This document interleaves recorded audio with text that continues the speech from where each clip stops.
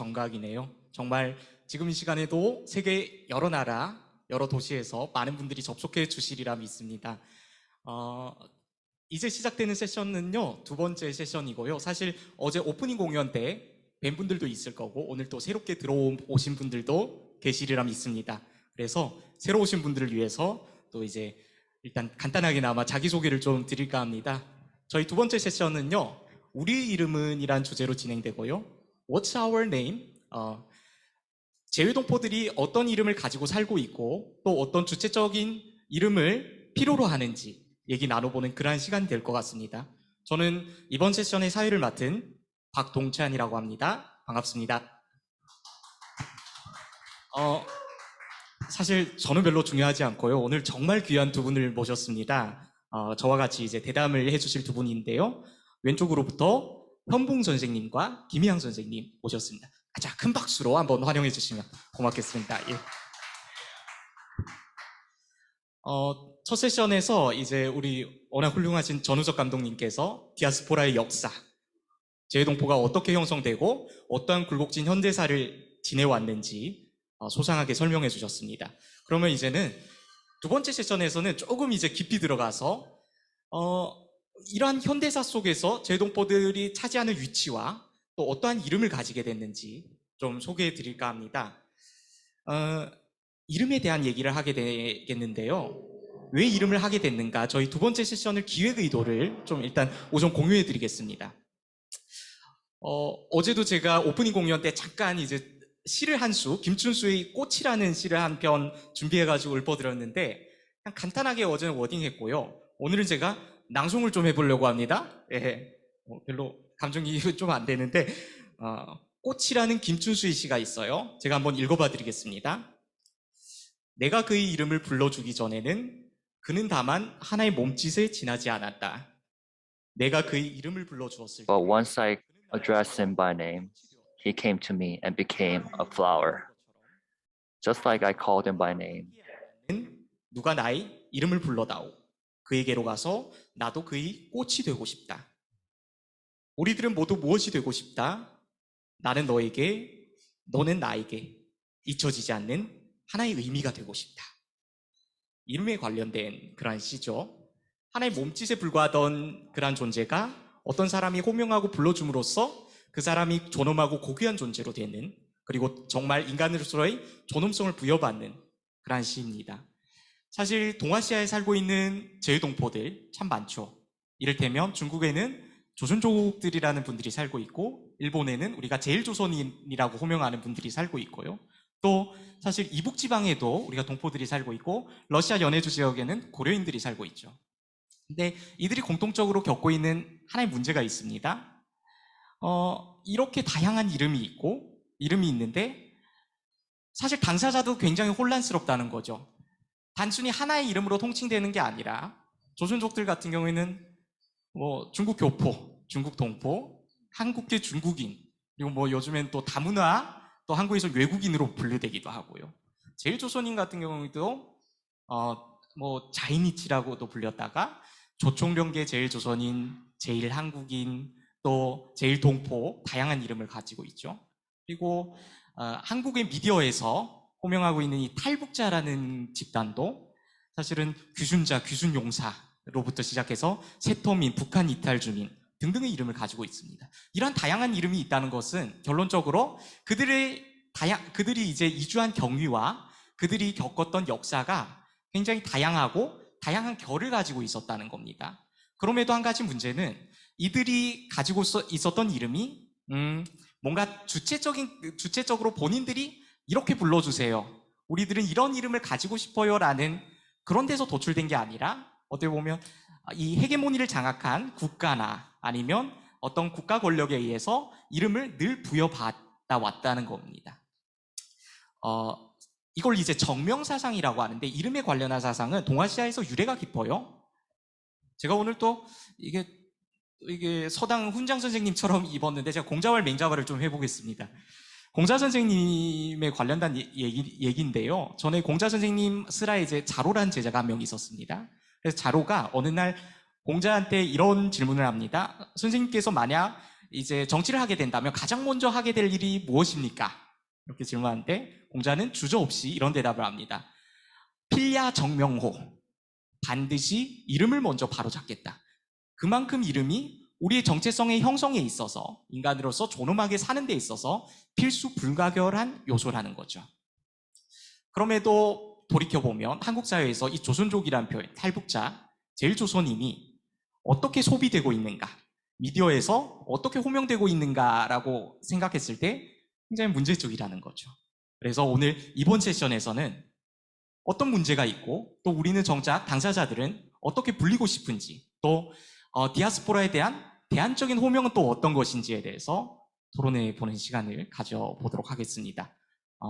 열띤 참여를 부탁드리고요. 저희가 또 사전에 공지를 드리자면 막바지 부분에 저희가 퀴즈가 또 준비되어 있습니다. 아직 어떤 퀴즈가 출제될지는 모릅니다. 다만 퀴즈를 맞추신 분들에게는 어제 오프닝 공연에서처럼 작은 선물을 준비했습니다. 선물을 일단 소개해 드릴게요. 우선 이제 저희 경기에서 손을 잡자 이 로고죠. 이 글자가 박힌 이 티셔츠, 저희 공식 티셔츠가 여러분들한테 배포될 거고요. 그리고 앞서 1세션을 진행해 주신 전우석 감독님께서 따끈따끈한 새 책을 내주셨습니다. 이게 또 이름과 관련된 거예요. 당신의 수식어. 당신의 수식어. 자, 이 책도 여러분들에게 배달될 거고요. 마지막에 디아스포라 다이얼로그 에코백도 준비되어 있습니다. 그만큼 이게 또 문제가 저희가 대화 나눈 중에 또 나갈 수가 있으니까 그만큼 경청해 주시고 좀 집중해 주시라는 그런 뜻이 되겠습니다. 너무 도입이 장황해졌는데 자기소개를 해야겠죠? 네. 왼쪽부터 우리 현봉 선생님부터 자기소개를 해주시면 고맙겠습니다. 네, 안녕하세요. 현보흥입니다. 네, 우리 박동찬 선생님께서 아주 저희 세션에 대해서 굉장히 깊고 넓고 이렇게 스펙트럼하게 이야기를 해주셔가지고 아마 여러분들이 충분히 이해가 됐을 것 같고, 그래도 저희 소개를 하게 된다면은 저는 이름은 현보흥이고 지금 한국에서 또 미국에서 사업을 하고 있습니다. 네, 저는 북한 이탈 주민이고요. 네, 저희 한국에 온 지는 지금은 17년이 됐습니다. 네, 17년 정도 됐는데 네, 한국에서 산 날보다는 외국에서, 특히 미국에서 10년 살았고요. 그리고 여러 나라들에서 수학을 하면서 살았습니다. 그래서 북한 이탈 주민이라는 어떤 정체성을 갖고 이름을 갖고 대한민국에서 그리고 해외에서 살아갈 때 어떤 정체성에 대한 혼란을 당연히 겪게 되는 부분이 있고, 그리고 그것이 저희 개인뿐만 아니라 저희 커뮤니티, 그리고 나아가서는 북한, 그리고 나아가서는 통일 한반도를 내다볼 때 어떤 우려가 되고 또 어떤 문제가 될지에 대해서 오늘 좀 나눠보는 시간을 갖게 될 것 같습니다. 감사합니다. 네, 고맙습니다. 김희양 선생님. 네. 네, 안녕하세요. 저는 김희양이라고 합니다. 다른 이름은 리카라고 하고요. 저는 일본에서 태어나고 대학교 졸업까지 일본에서 마친 자이니치 3세입니다. 자이니치가 제일 조선인이라는 뜻이고요. 저희 할아버지가 일제시대 때 제주도에서 일본으로 건너가시고 그 이후에 계속 일본에서 존착해서 살아왔습니다. 네, 오늘은 제가 사실 제일 조선인 대표로서 여기 자리에 있는 게 좀 부담스럽기는 하지만, 여기 혹시 이 강의를 듣고 계시는 제일 조선인 분들이 계신다면 혹시 다른 의견이 있으시면 적극적으로 좀 공유를 해주셨으면 좋겠습니다. 네, 반갑습니다. 네, 고맙습니다. 제가 두 분이 소개하는 틈에 제가 시간을 체크했는데 여기 손에 이 진행 순서지가 들려 있어요. 세션 소개 앞에 제가 도입부를 3분으로 책정했는데 제가 6분을 써버렸습니다. 너무 장황하게 쓸데없는 얘기를 많이 한 것 같은데 이제 좀 입이 좀 슬슬 풀려야 될 것 같은데 제 소개를 하겠습니다. 제 자기소개가 가장 자신이 있습니다. 네, 궁금하실지는 모르지만 저는 박동찬이라고 하고요. 저는 중국에서 태어났습니다. 96년생이고 중국에서 20년 동안 살다가 2015년에 서울로 유학을 왔습니다. 제가 태어난 동네는 중국 선양이란 동네고, 우리가 조선족 동포들이 많이 살고 있는 지방을 우리가 흔히 만주 지방이라고 그러잖아요. 그게 현재 행정구역상으로는 중국 동북 삼성에 해당합니다. 길림성, 요녕성, 흑룡강성 이렇게 되겠죠. 그 중에서 요녕성에 중심 도시가 이제 선양이고요. 한 인구 800만 명 정도를 가진 중심 도시입니다. 거기서 태어나서 초중고등학교를 마치고 국어 국문에 대한 문학에 대한 애착이 있어서 한국으로 진학을 하게 됐고요. 또 제가 소시적부터 이 만주에서 태어나서 자란, 그리고 또 조선으로 옮겨왔다가 식민지 조선으로 왔다가 또 일본으로 건너간 윤동주 시인에 대한 애착이 있어서 저도 그분처럼 뭔가 그분들의 삶의 궤적을 좀 따라가 보고 싶다라는 생각이 들어서 이쪽으로 오게 됐습니다. 저희 고조부가, 그러니까 할아버지의 할아버지가 1920년에 이제 만주로 건너가셨으니까 제가 이제 조선족 5세에 해당합니다. 아까 자이니치 3세라고 그러셨는데 네. 지금 제일조선인 사회도 지금 한 5세, 6세까지 진행이 됐었나요? 그렇죠. 세대 교체가 많이 진행되고 세대 있죠. 교체가 네. 많이 1세 분들은 1, 2세 분들은 많이 돌아가셨고. 네. 예. 근데 이제 제일조선인을 다루면서 되게 난감한 부분이 있어요. 사실 요즘 또 도쿄올림픽이 또 한창이지 않습니까? 또 아주 우리 대한민국에 있어서 값진 동메달을 따온 그러한 선수가 있는데 다들 알고 계시죠? 안창림 선수께서 또 역도에서 동메달을 그렇게 따왔습니다. 근데 이분이 제일조선인 출신이죠. 네. 예. 그분도 3세인가 그렇게 3세 출신이고 대한민국 국적을 가지고 있고. 네. 근데 그분뿐만이 아니라 제가 알기로는 여자 역도 선수의 또 김지수라는 분도 그분도 예. 제일조선인 출신이고. 네.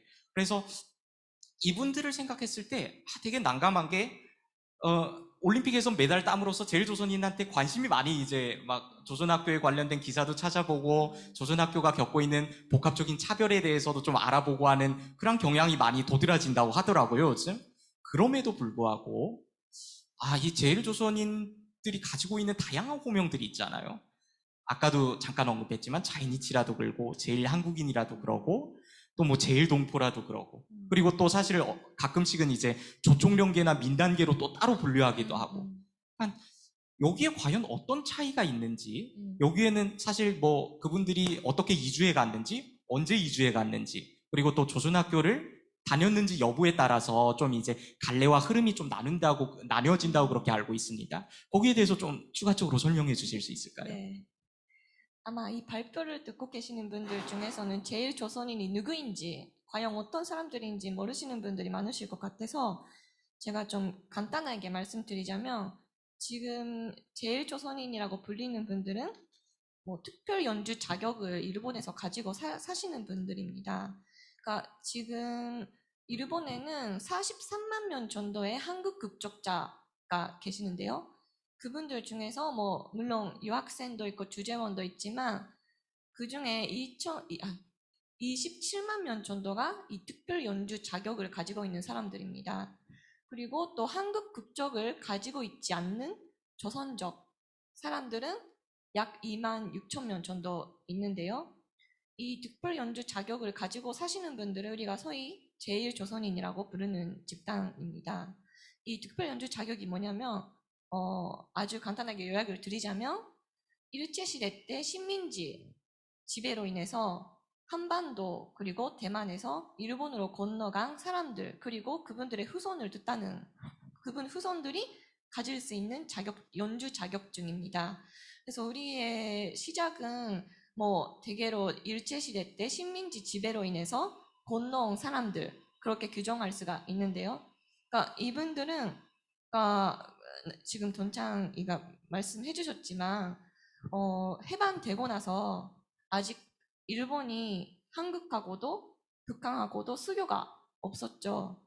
그러니까 이분들은 어쨌든 간에 해방되고 나서 한동안은 일본 국민으로 살고 있었다가 1952년에 샌프란시스코 강화조약이 맺어지면서 일본 국적을 이탈하게 해요. 상실하게 되는데 그때까지만 해도 국적의 선택권이 없었으니까 And they didn't have any choice. So 신분증에 적혀 있는 대로 살았다가 나중에 한국하고 수교가 맺어지면서 일본이 65년도에 그해 한국 국적을 따는 사람들이 좀 많아졌고 그럼에도 불구하고 한국 국적을 따지 않는 사람들은 조선족으로 남아있는 것입니다. 근데 이런 국적 선택에 있어서도 또 어떤 이름을 쓰느냐 자기 스스로를 제일 조선인이라 부르냐 아니면 제일 한국인이라고 부르는지 그런 것들이 다 정치적인 그런 성향하고도 상관이 있어서 예를 들어서 대한민국을 지지하는 사람들 같은 경우에는 우리는 제일 한국인이다 이렇게 얘기도 하고 아니면 북한 정부를 지지한다면 제일 조선인. 근데 제일 조선인이라는 말을 그냥 한반도 분단되기 전에 한반도에 뿌리를 있다는 그런 것 때문에 제일 조선인이라고 부르는 사람도 있고 근데 이분들은 어쨌든 그러니까 자기 전체성, 자기의 의사 선택에 있어서 자기 제일 조선인이라든가 한국인이라든가 부르는데 일본에서는 자이니치라는 말로 설명이 됩니다. 자이니치라는 게 제일의 일본 말인데요. 그냥 일본에 있다라는 뜻밖에 없지만 저는 이 자이니치라는 말이 그냥 일본어를 할 줄 모르고 지금 세대 교체가 이루어지면서 조선학교를 안 다니는 사람들은 거의 일본어를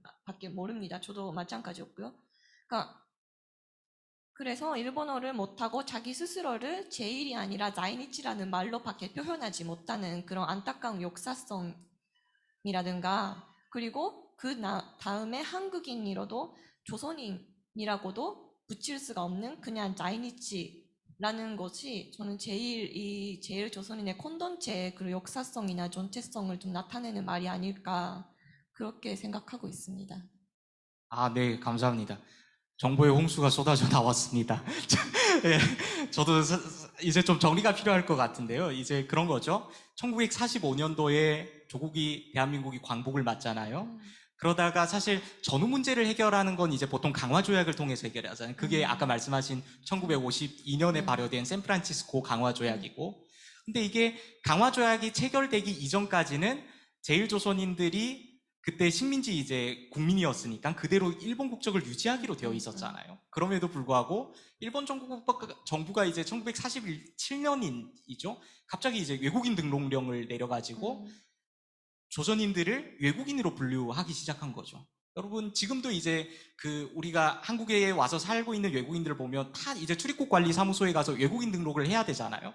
거기에 필수적으로 기입해야 되는 게 또 국적이라는 게 있고 당시에도 이 국적란이 있었는데 1947년이라는 시점을 좀 눈여겨볼 필요가 있어요. 대한민국과 그리고 이제 이북지방에 있는 조선민주주의 인민공화국이 이제 정권으로서 탄생하고 세워진 것은 1948년이거든요. 한 47년에는 이 제일조선인들이 국적으로서 기입할 수 있는 그런 나라가 없었던 거죠. 근데 이제 조선을 기입하다 보니까 일종의 본인의 출신을 나타나는 지역, 그리고 일종의 민족을 상징하는 그런 기호로서 작동했다는 거죠. 그러니까 한국 사회가 제일조선인 했을 때 그 조선에 대해서 가지고 있는 끈질긴 오해 같은 게 있잖아요. 이를테면 이 조선은 저 북쪽의 조선민주주의 인민공화국을 지칭한다. 그래서 되게 친북적이고 북에 동조하는 그런 그룹이라는 그런 오해도 받았을 것 같아요. 특별히 이제 조총련계 조선인들은. 네. 그럼에도 불구하고 이 조선이란 것은 어떻게 보면 그들이 예전부터 가지고 있었던 일종의 과거의 고향이고 또 서경식 선생님인가요? 그런 제일조선인들은 분단되지 않은 사람들이란 표현을 썼더라고요. 그러니까 그만큼 그 일종의 상상의 고향으로서의 그러한 조선을 상정하고 있다는 점에서 굉장히 좀 흥미로웠습니다. 설명해 주셨는데 제가 좀 개인적으로 궁금한 게 요즘에는 제일조선인 말고도 뉴커머라는 표현이 좀 많이 등장하고 있는데 거기에 대해서도 좀 설명해 주실 수 있을까요? 네네. 일단은 일제시대에 뿌리를 든 특별연주 자격을 가지고 있는 사람들을 우리가 제일 조선인이라고 부르고 반대로 근데 지금은 일본에 건너온 한국 분들이 해방 후 그 한국하고 일본이 수교가 맺어진 후에도 많이 계시잖아요. 그런 분들을 특별연주 자격자랑 급여를 하기 위해서 뉴커머라고 부르기도 합니다. 그러니까 그 뉴커머에 대해서 우리 같은 특별연주 자격자는 올드커머라고 부르는 것입니다. 네네네. 아, 그렇군요. 그러니까 한일 수교가 65년에 이루어지고 그때부터 이제 주재원이나 경제적인 이유 때문에 일본으로 가신 분들을 뉴커머로 그렇게 지칭하는 네, 거겠군요. 맞습니다. 아, 그리고 그 전에 분들은 올드커머. 아, 네. 참 신기합니다. 그 특별 영주라는 표현도 쓰셨는데 그건 뭔가요? 혹시 좀 설명해 주실 수 있을까요?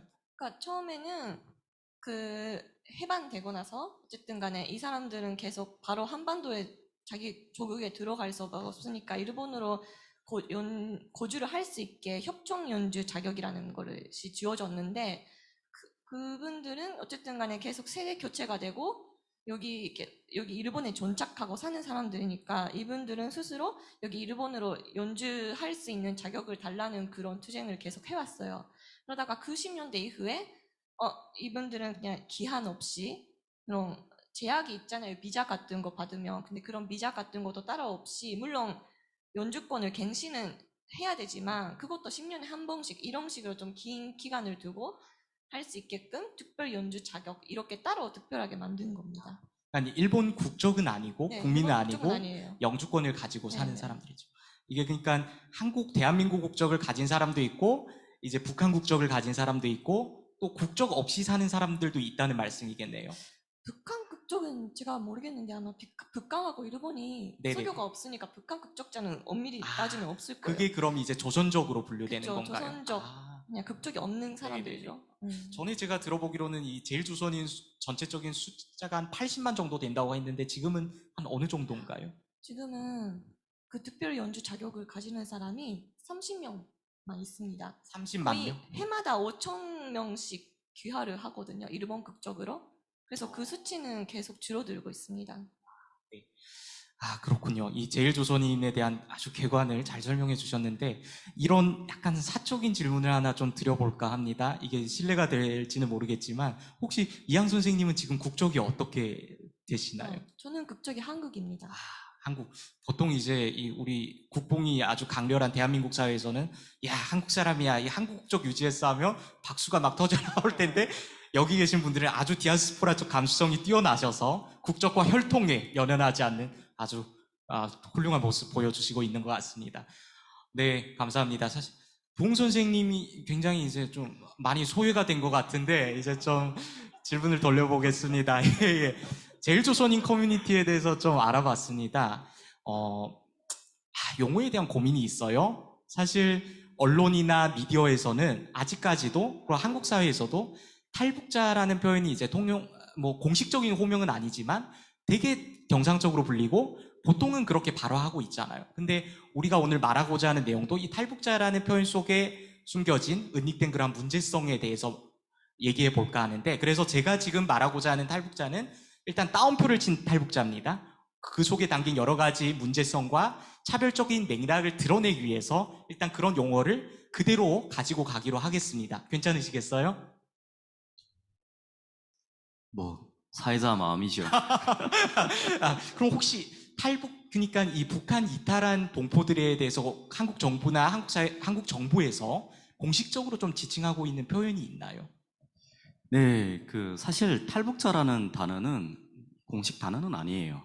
많이 쓰고 있지만 정확한 명칭은 북한 이탈 주민입니다. 그리고 북한 이탈 주민 보호법이 1997년에 제정이 되면서 공식적으로 북한 이탈 주민인데 이게 97년에 북한 이탈 주민 보호법이 제정이 되기 전에는 북한 귀순동포 법이 있었어요. 그래서 그때 당시에는 그전에는 귀순동포, 귀순용사로 불렸죠. 그러다가 90년대 중반에 북한에서 대량 아사 사태가 일어나면서 많은 사람들이 이렇게 탈북을 하게 되죠. 북한을 떠나게 됩니다. 그러면서 중국에 나오게 되고 중국에 나왔던 사람들이 세계를 알게 되면서 한국으로 더 많이 오게 되죠. 그러면서 그전에는 1년에 10명, 20명 1953년 이후 한국전쟁 끝나고 나서 90년대 초반까지 93년까지 대략 한 500명 정도의 북한 귀순용사들이 한국으로 귀순을 했었습니다.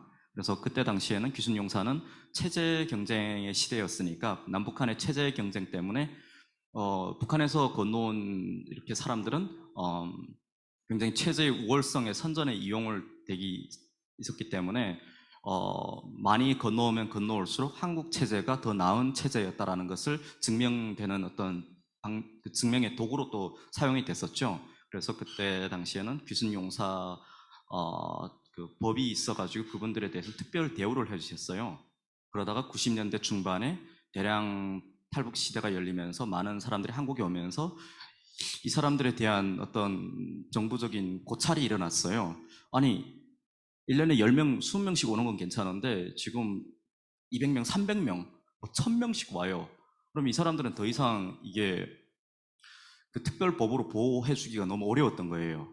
그러면은 그리고 시대가 바뀌면서 좀 많이 그 다른 의미로도 많이 또 사용이 됐고, 그래서 97년도에 그 귀순동포법이 폐지가 되면서 바로 발효가 됐던 법이 북한이탈주민보호법. 그래서 사실은 공식적으로는 북한이탈주민이라고 불러야 되는데, 그 언론에서는 95년경부터 탈북자라는 용어를 많이 쓰게 됐고, 그게 지금 보편화가 됐죠. 근데 뭐 추후에 나중에 또 제가 좀 더 이야기를 드리겠지만, 뭐 탈북자라는 단어가 있기 전에, 그리고 지금까지 남북 분단 70년 동안 한 5번 정도의 호칭의 변천사가 있었습니다.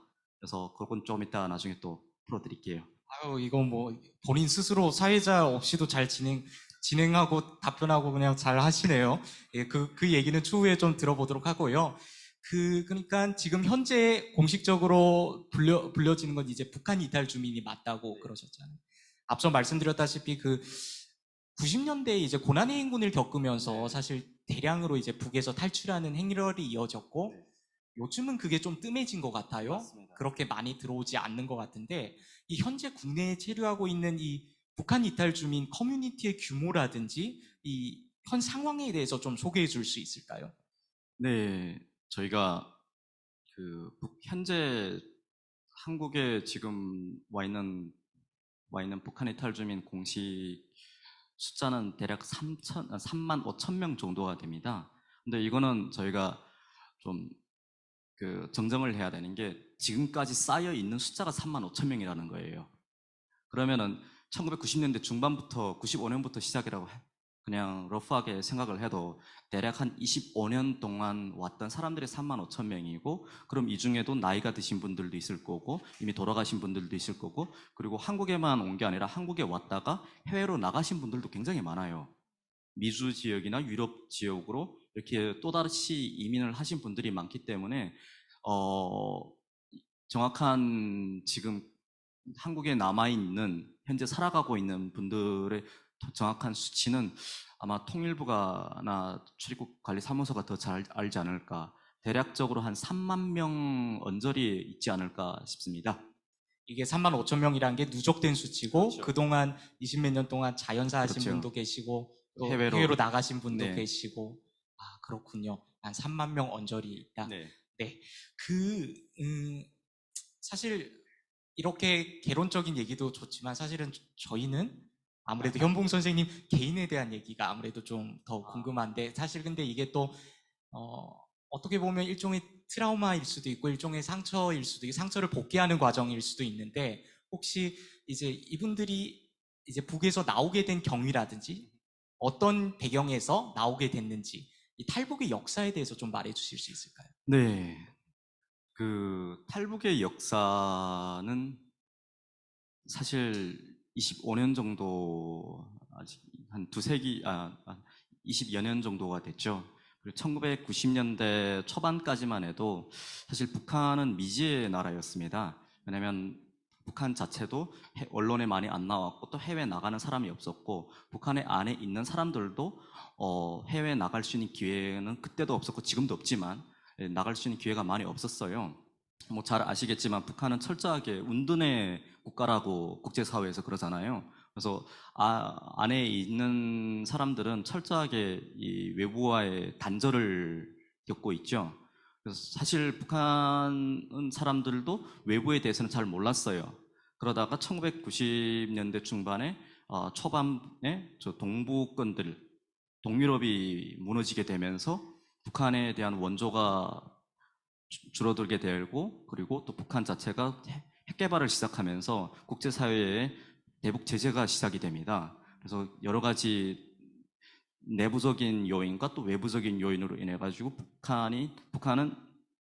북한이 세워진 이래 겪지 못했던 가장 극심한 어떤 경제 고난을 겪게 됩니다. 그때 당시에 굉장히 많은 분들이 돌아가셨고, 그리고 러프하게는 뭐 300만 명, 뭐 따지 잡고는 있지만 정확한 숫자는 나중에 알게 되겠죠. 그렇지만 최소한 몇십만 명 이상이 아사하게 되고, 이게 그러면 최소 뭐 몇 집에 몇 가정에 한 그 패밀리 멤버 한 명씩은 이렇게 돌아가시게 된 경우가 되는 거죠. 그래서 사람들이 사실은 중국으로 이렇게 이탈하게 되는데 북한 체제가 싫어서 이탈한 게 아니었어요. 처음에는 그냥 배고파서 살려고 이탈해서 중국에 가보니까 중국 사람들은 우리랑 비슷하게 사는 줄 알았더니 한국 드라마를 보고 있었고, 그때 막 92년도에 한중 수교가 일어나서 북한, 중국도 어마어마하게 한류 바람이 불기 시작했었거든요. 그래서 북한에서 건너오신 분들은 중국에 살려고 건너왔다가 중국을 통해서 세상을 보게 된 케이스입니다. 그래서 그때 외부 세계에 대해서 눈을 뜨게 되면서 한국을 동경하게 되고 한국으로 오게 된 경우, 그리고 또 외부 다른 나라, 캐나다나 미국 쪽으로 가게 된 그 어떤 이민의 역사가 시작이 된 거죠. 네네. 부흥 선생님은 혹시 몇 년도에 한국으로 오셨나요? 저는 네. 저도 그때 당시에 그 행렬에 동참을 해서 저는 90년대 후반에 북한을 떠났고요. 굉장히 어릴 때 떠났습니다. 10대 초반에 북한을 떠났고 중국에서 저도 이렇게 몇 년을 살면서 저도 북한에 있을 때는 잘 몰랐어요. 북한을. 이게 북한에 있는 사람들은 북한을 알기가 좀 어려운 시스템을 북한 정부가 만들어 놨기 때문에 북한 안에서도 알기 잘 몰라요. 그렇지만 중국에 나와서 비교를 해볼 수 있잖아요. 이게 북한 안에 있으면은 비교를 할 수 없는 게 비교 대상이 없잖아요. 근데 중국에 나오니까 비교할 수 있는 대상이 있어요. 가장 가깝게는 중국이 있는 거예요. 저도 북한을 떠나서 중국에 와서야 비로소 북한과 중국, 중국과 북한과 한국 이런 걸 비교해 볼 수 있었던 것 같습니다. 그리고 중국에서 한 몇 년 살다가 한국에는 2000년대 중반에 한국에 왔고요. 네, 그 한국에 와서 열심히 공부해서 해외 유학을 가서 10년 동안 미국에서 대학교 다니고 또 일도 직장도 다니고 그러다가 얼마 전에야 한국에 들어와서 지금은 스타트업을 하고 있습니다. 네. 자수성가한 그런 케이스네요. 마이크가 안 되나요? 안녕히 갈 뻔했습니다. 마이크 배터리가 나간 것 같네요. 네, 아니죠. 아직 돈을 못 벌었기 때문에 이제 벌면은 자수성가라고 꼭 불러주세요. 알겠습니다. 감사합니다. 보통 이제 북에서 탈출하신 분들이 제3국을 이제 거쳐서 네. 오는 경우가 많잖아요. 네. 이제 부흥 선생님은 중국을 거쳐서 또 오셨고. 맞습니다. 저도 중국에서 몇 년 살았고 한국에 오는 데까지 저도 한 4개 나라 정도를 국경을 넘었던 것 같습니다. 그래서 저뿐만 아니라 수많은 어떤 북한 출신 분들이 중국에서 한국으로 올 수 있는 그 다이렉트한 방법은 별로 없고요. 중국에 있는 외국 공간, 대사관에 들어가지 않은 이상은 이렇게 어렵고 대부분 동남아나 아니면 몽골리아를 통해서 한국에 오고 있습니다. 네, 이쯤에서 또 이항 To come 선생님한테 to Korea. Now I'd like to ask a question to Lee Hyang. 한 7, 80만 명이 일본에서 살게 됐다고 하셨는데 아까 뉴커머에 대한 얘기는 잠깐 나왔잖아요. 경제적인 요인으로 이제 간 분들이고. 근데 그 이전에 훨씬 더 많은 사람들이 갔겠죠. 그런 분들은 되게 어떤 경위로 가게 됐나요? 일본으로 가게 된 경위라든지. 일본 저와 같은 흔히 말하는 제일 조선인들을 말씀하시는 거예요? 네네, 맞습니다. 그러니까 저 같은 경우에는 할아버지가 일제시대 때 그때는 제주도하고 오사카를 왔다 갔다 하는 배가 있었어요. 그 배로 그러니까 돈을 벌기 위해서 오사카로 간 거죠. 물론 강제징용 이런 것 때문에 오신 분들도 계시겠죠. 하지만 우리 할아버지 같은 경우에는 제주도가 워낙 못 살았기 때문에 일단 오사카에서 돈을 벌고 나중에 제주도로 돌아갈 계획이었죠. 그런 식으로 일제시대 때 많이 가셨죠. 제주도에서 오사카를 오가는 배가 있었다. 네. 이제 보면 이 제일조선인 인구 구성을 보면 정확한지 모르겠지만 제주도 출신이랑 부산 출신들이 많은 게 그렇죠. 제주도가 워낙 많으시고 네네네. 그거는 배가 있었기 때문이라고 네네. 생각해요. 왔다 갔다 하는. 네. 그리고 또 경상남도 쪽이 경상남도 맞죠. 쪽. 네. 아무래도 이제 부산에서도 그 시모노세키를 오가는 그렇죠. 관부선이라고 또 시모노세키. 있었잖아요. 그걸 타고 또 많이 오갔고 어느 순간 또 이제 미수교한 국가가 되다 보니까 거기에 이제 눌러 앉으신 분들도 꽤 많으실 것 같고요. 네, 그렇습니다. 이 제일조선인과 이 북한 동포에 대한 얘기가 나왔는데 조선족 이 공동체에 대한 얘기도 커뮤니티에 대한 얘기도 좀 해주고 가는 게 좋을 것 같아요. 당연하죠. 궁금해하실 것 같은데 뭐 여쭤보시는 분이 없는데 제가 자문자답하는 형식으로 제가 진행하겠습니다. 이제 북한 이탈 동포들은 한 3만 명 정도가 한국에 살고 있다 하는데 이 조선족이라고 호명되는 중국 동포라고 불리는 사람들은 한국에 훨씬 많은 숫자의 분들이 이 한국에서 살고 있어요. 대충 한 얼마쯤인지 한번 맞춰보시겠어요? 대략 그래도 한 100만 명 정도는 되지 않을까요? 20만 명? 아, 왜 이렇게 120만 숫자를 명. 크게 잡습니까? 아유, 조선족이 도무지 이제 중국까지 토탈 합쳐가지고 180만 정도로 추산하거든요. 아, 네네. 한국에 나와 있는 동포들. 네네. 몇 퍼센트 정도인 거예요? 그러면 조선족 분들 중에 몇 퍼센트가 한국에 오신 거예요? 그걸 지금 맞추라고 저희 맞추면은 이양 선생님 맞추면은 저 선물을 저희한테 아마 주실 것 같은데 네, 맞춰보겠습니다. 한 3, 40%, 한 50% 정도 나오지 50%. 않았을까요? 뭐 그렇게 크게 잡으시니까 댓글창에도 좀 올라오고 있는 것 같아요. 이 댓글이 좀 작아서 잘 안 읽히는데 40만 명, 네, 14만 명, 70만 명도 있습니다. 70만 명. 이 70만 명은 아무래도 조선족 커뮤니티에 대해서 알고 계신 분인 것 같은데 이분한테 선물 한번 쏘겠습니다. 80만 명도 70만 있는데요? 80만 명이 나중에 올라왔나요? 네네. 한 70만 명 정도, 80만 명 정도가 어. 됐는데 이제 코로나가 터지고 나서 이제 귀국하신 분들도 많고 또 중국에서 나오지 못하고 계신 분들도 있어요. 그리고 또 정확한 통계를 유추하기가 어려운 그게 있어요. 왜냐하면 이게 또 중국 동포의 가지고 있는 비자와도 연관이 되는데 이게 다 다른 지역 출신의 동포들처럼 재외동포 비자를 가지고 있다면 이게 추산하기가 굉장히 좋잖아요. 출입국에서 재외동포 비자를 가지고 한국에 체류하고 있는 동포들을 정확히 숫자로 통계할 수 있는데 이 중국 동포들 같은 경우에는 비자가 굉장히 다양해요. 예컨대 일반 외국인들이 가지고 있는 D2 유학 비자를 가지고 체류하는 분들도 유학생들도 많고 또 외국인 노동자들처럼 H2라는 방문 취업 비자를 가지고 있는 분들 또 뭐 여행 비자, 관광 비자, 재외동포 비자, 결혼 이민 비자, 영주권 또 국적으로 귀화한 분들까지 있으니까 정확한 수치적 통계는 좀 어렵습니다. 근데 보통 이제 70만 정도, 80만 정도로 이제 추산하고 있는데요. 어마어마한 숫자죠. 이게 한 180만 정도에서 거의 절반에 가까운 분들이 한국으로 나오게 된 거고 이게 굉장히 단기간에 이루어졌다는 거예요. 아시다시피 우리 한국이 중국과 왕래한 거는 그렇게 역사가 오래지 않습니다. 수교된 지가 90년대 초반, 92년도에 이제 수교가 됐잖아요. 내년이 이제 또 30주년을 맞는 그러한 해이고 그때부터 수교 이후부터 이제 뭐 친척 방문 비자 같은 걸 통해서 한국을 많이 찾았고 2000년대 이제 노무현 정부 때 방문 취업 비자가 생겨나면서 많은 분들이 한국을 찾게 되었죠. 한 80만 정도가 되고 있고요. 그리고 기존에 사실은 동북 삼성 지방에서 직거하고 있었는데 중국에서도 70년대 가면 등소병 덩샤오핑이 이제 개혁개방 정책을 추진하잖아요. 그래서 그 기존의 농촌 지역을 떠나서 기존의 자치주, 연변존족 자치주 같은 원래의 그러한 집거 지역을 떠나서 연해주 지역, 경제적으로 상대적으로 발달한 연해 지역으로 많이 진출했습니다. 그래서 북경, 광저우, 상하이, 심지어 일본에도 지금 한 10만 명 정도가 가 있는 걸로 추산하고 있습니다. 그러니까 조선족이란 집단은 참 디아스포라 중에서도 디아스포라적이다. 한 번의 그러한 이주로 끝나지 않고 거듭된 이주를 계속 해오고 있다는 점에서 되게 흥미로운 집단이고 또 이주 관련해서 연구하는 분들에 있어서 굉장히 흥미로운 대상인 걸로 지금 보여지고 있습니다.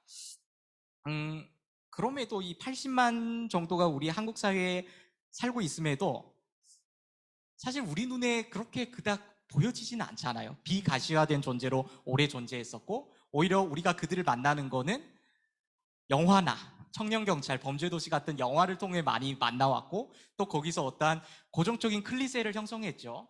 이를테면 잔혹한 범죄자라든지 아니면 뭐 그 황해라는 개그 콘서트 프로를 기억하시겠는지 모르겠습니다. 그 이제 굉장히 보이스피싱을 하는 네, 맞습니다. 우스꽝스러운 그런 모습을 연출하면서 그런 모습으로 보여지고 이게 일종의 클리셰가 되었죠. 예. 그러니까 이 차별과 혐오의 문제가 또 동아시아 디아스포라들이 공통적으로 겪고 있는 문제인 것 같아요. 그 부분에 대해서 좀 논의를 해봤으면 좋은데 한 1, 2년 전에 그 일본에서 나이키 광고가 굉장히 핫하게 뜬 적이 있습니다. 그 나이키 광고에서 다양한 뭐 일본의 제일조선인과 호녀라와 이런 운동선수들을 등장하면서 그들이 학교에서 이지매를 당하고 되게 차별에 노출된 그러한 광고가 있었는데 되게 인상적으로 봤습니다. 그 실제로 지금 일본 사회에서 제일조선인들이 겪고 있는 차별이 어떤 것들이 있는지 한번 좀 말씀해 주시겠습니까? 일단은 이게 차별 문제 전에 이 일본에서 사는 그 제일 조선인들이 어떤 계기로 자신의 정체성을 고민하고 하는지에 대해서 좀 제가 생각을 해봤는데요.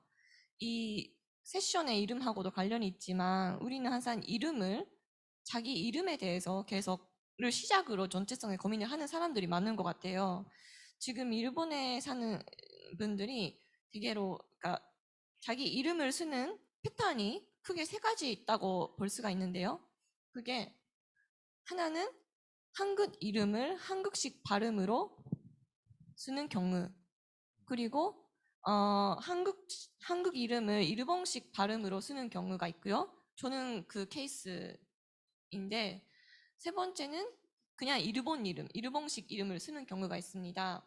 그렇기 때문에 그러니까 저 같은 경우에는 한국 이름을 일본식 발음으로 썼기 때문에 김이양이라는 이름이 아니고 킹리카라는 이름으로 일본 학교를 다녔어요. 조선 학교는 안 다녔는데, 그렇기 때문에 저는 항상 다른 친구들이랑 제가 다르다, 이질적인라는 거를 계속 느껴왔고, 어렸을 때는 그게 너무 부끄러워서 친구한테 질문을 받을 때마다 제가 혼혈이다라는 식으로 비겁하게 거짓말을 했었죠. 그러니까 그렇게 될 수밖에 없었던 이유가 제가 학교 다녔을 때가 90년대 후반, 2000년대 초반이었는데 그때까지는 아직 한류라는 게 들어오기 전이었고, 또 일본 사람들은 한국에 대해서는 잘 모르지만 근본적인 이미지는 없었어요. 적어도 제 또래들은. 그러니까 수업에서 한국이라는 이름이 나올 때마다 한국은 더러운 나라다라든가 위생적으로 안 좋다라든가 나는 한국이 싫어, 이런 너무나 단순한 말들을 교실에서 하는 거예요. 그런 말을 계속 들으면서 주변에서 살다 보니까 저는 제 스스로를 숨길 수밖에 없었던 계기가 됐고, 그러니까 근데 알고 보니까 저랑 같은 교실에 한 명 더 제일 조선인 친구가 있었어요. 근데 그 친구는 일본 이름을 썼기 때문에 저는 이 친구가 제일 조선인이라는 걸 몰랐어요. 그러니까 그때는 저는 너무 그 일본 이름을 썼던 친구가 너무나 부러웠었는데, 근데 그 친구는 친구대로 일본 이름을 썼기 때문에 친구들을 계속 속이고 있는 그런 죄책감에 들고, 그 사람들은 그 사람대로의 고민이 있다라는 걸 저는 뒤늦게 알게 되면서 어떤 이름을 쓰든 간에 자기의 정체성을 고민해서는 빠져나갈 수가 없구나 라고는 생각을 했는데요. 네, 지금 좀 질문이 있었나요? 이따가 제가 소개하겠습니다. 네. 제가 좀 안 보여가지고 죄송합니다. 근데 왜 이런 고민을 하게 되느냐라는 생각을 했을 때 역시 일본에서 내재된 차별 문제가 있는 것 같아요. 그게 물론 지금은 취업차별, 70년대, 80년대는 있었던 취업차별은 많이 개선됐고 지금 특별연주 자격이라는 거를 가지고 있으면 선거에는 참여를 할 수가 없지만 거주 문제라든가 다른 문제는 사실 그렇게 크게 문제가 없습니다. 하지만 이게 저 역시 친구들이 그렇게 한국을 욕하는 소리를 계속 들으면서 살아온 것과 마찬가지로 이 사람들은 일본 사람들이 아직까지 한국에 대한 인식이 아무리 한류가 들어왔다 하더라도 위안부 문제라든가 그런 간제징용 문제라든가 그런 것에 대해서는 모르니까 또 부정적으로 생각하는 그런 경향이 있습니다. 그리고 그런 사람들이 대놓고 제일 조선인을 비판하고 한국인을 욕하고 그런 사람들이 헤이트 스피치를 하는 거죠. 2009년도에 교토에 있는 조선학교가 공격을 당하면서 심각해진 그 헤이트 스피치 때문에 2016년에는 헤이트 스피치 해소법, 헤이트 스피치를 단속하는 법이 생겼는데도 그 다음 해에 2017년 어떤 여론조사에서는 총 인구의 40% 이상이 헤이트 스피치가 뭔지 모른다고 대답했어요. 그러니까 그거는 사실 제일 조선인들이 헤이트 스피치에 대해서 산조를 받고 그것으로 인해서 갈등을 일으키고 하는데도 정작 일본 사회에는 헤이트 스피치가 있다라는 거는 물론 그게 뭔지도 모르는 사람들이 많이 살고 있다는 겁니다.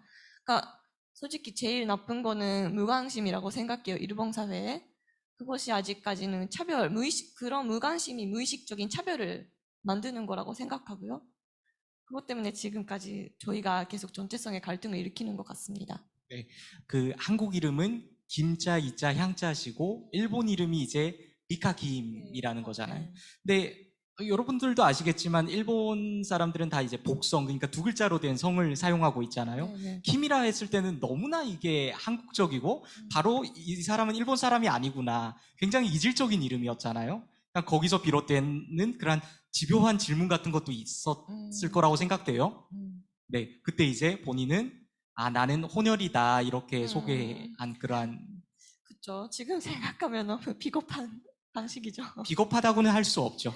또 놓여있는 그런 맥락이고 환경이 있다 보니까. 근데 지금은 이제 또 당당히 친구들한테나 주변 지인들한테 나는 한국 사람이다, 제일조선인이다, 자이니치다 이렇게 밝히고 계시잖아요. 네, 네. 그렇게 뭔가 정체성의 전환을 가지게 된 그런 계기가 있을 것 같습니다.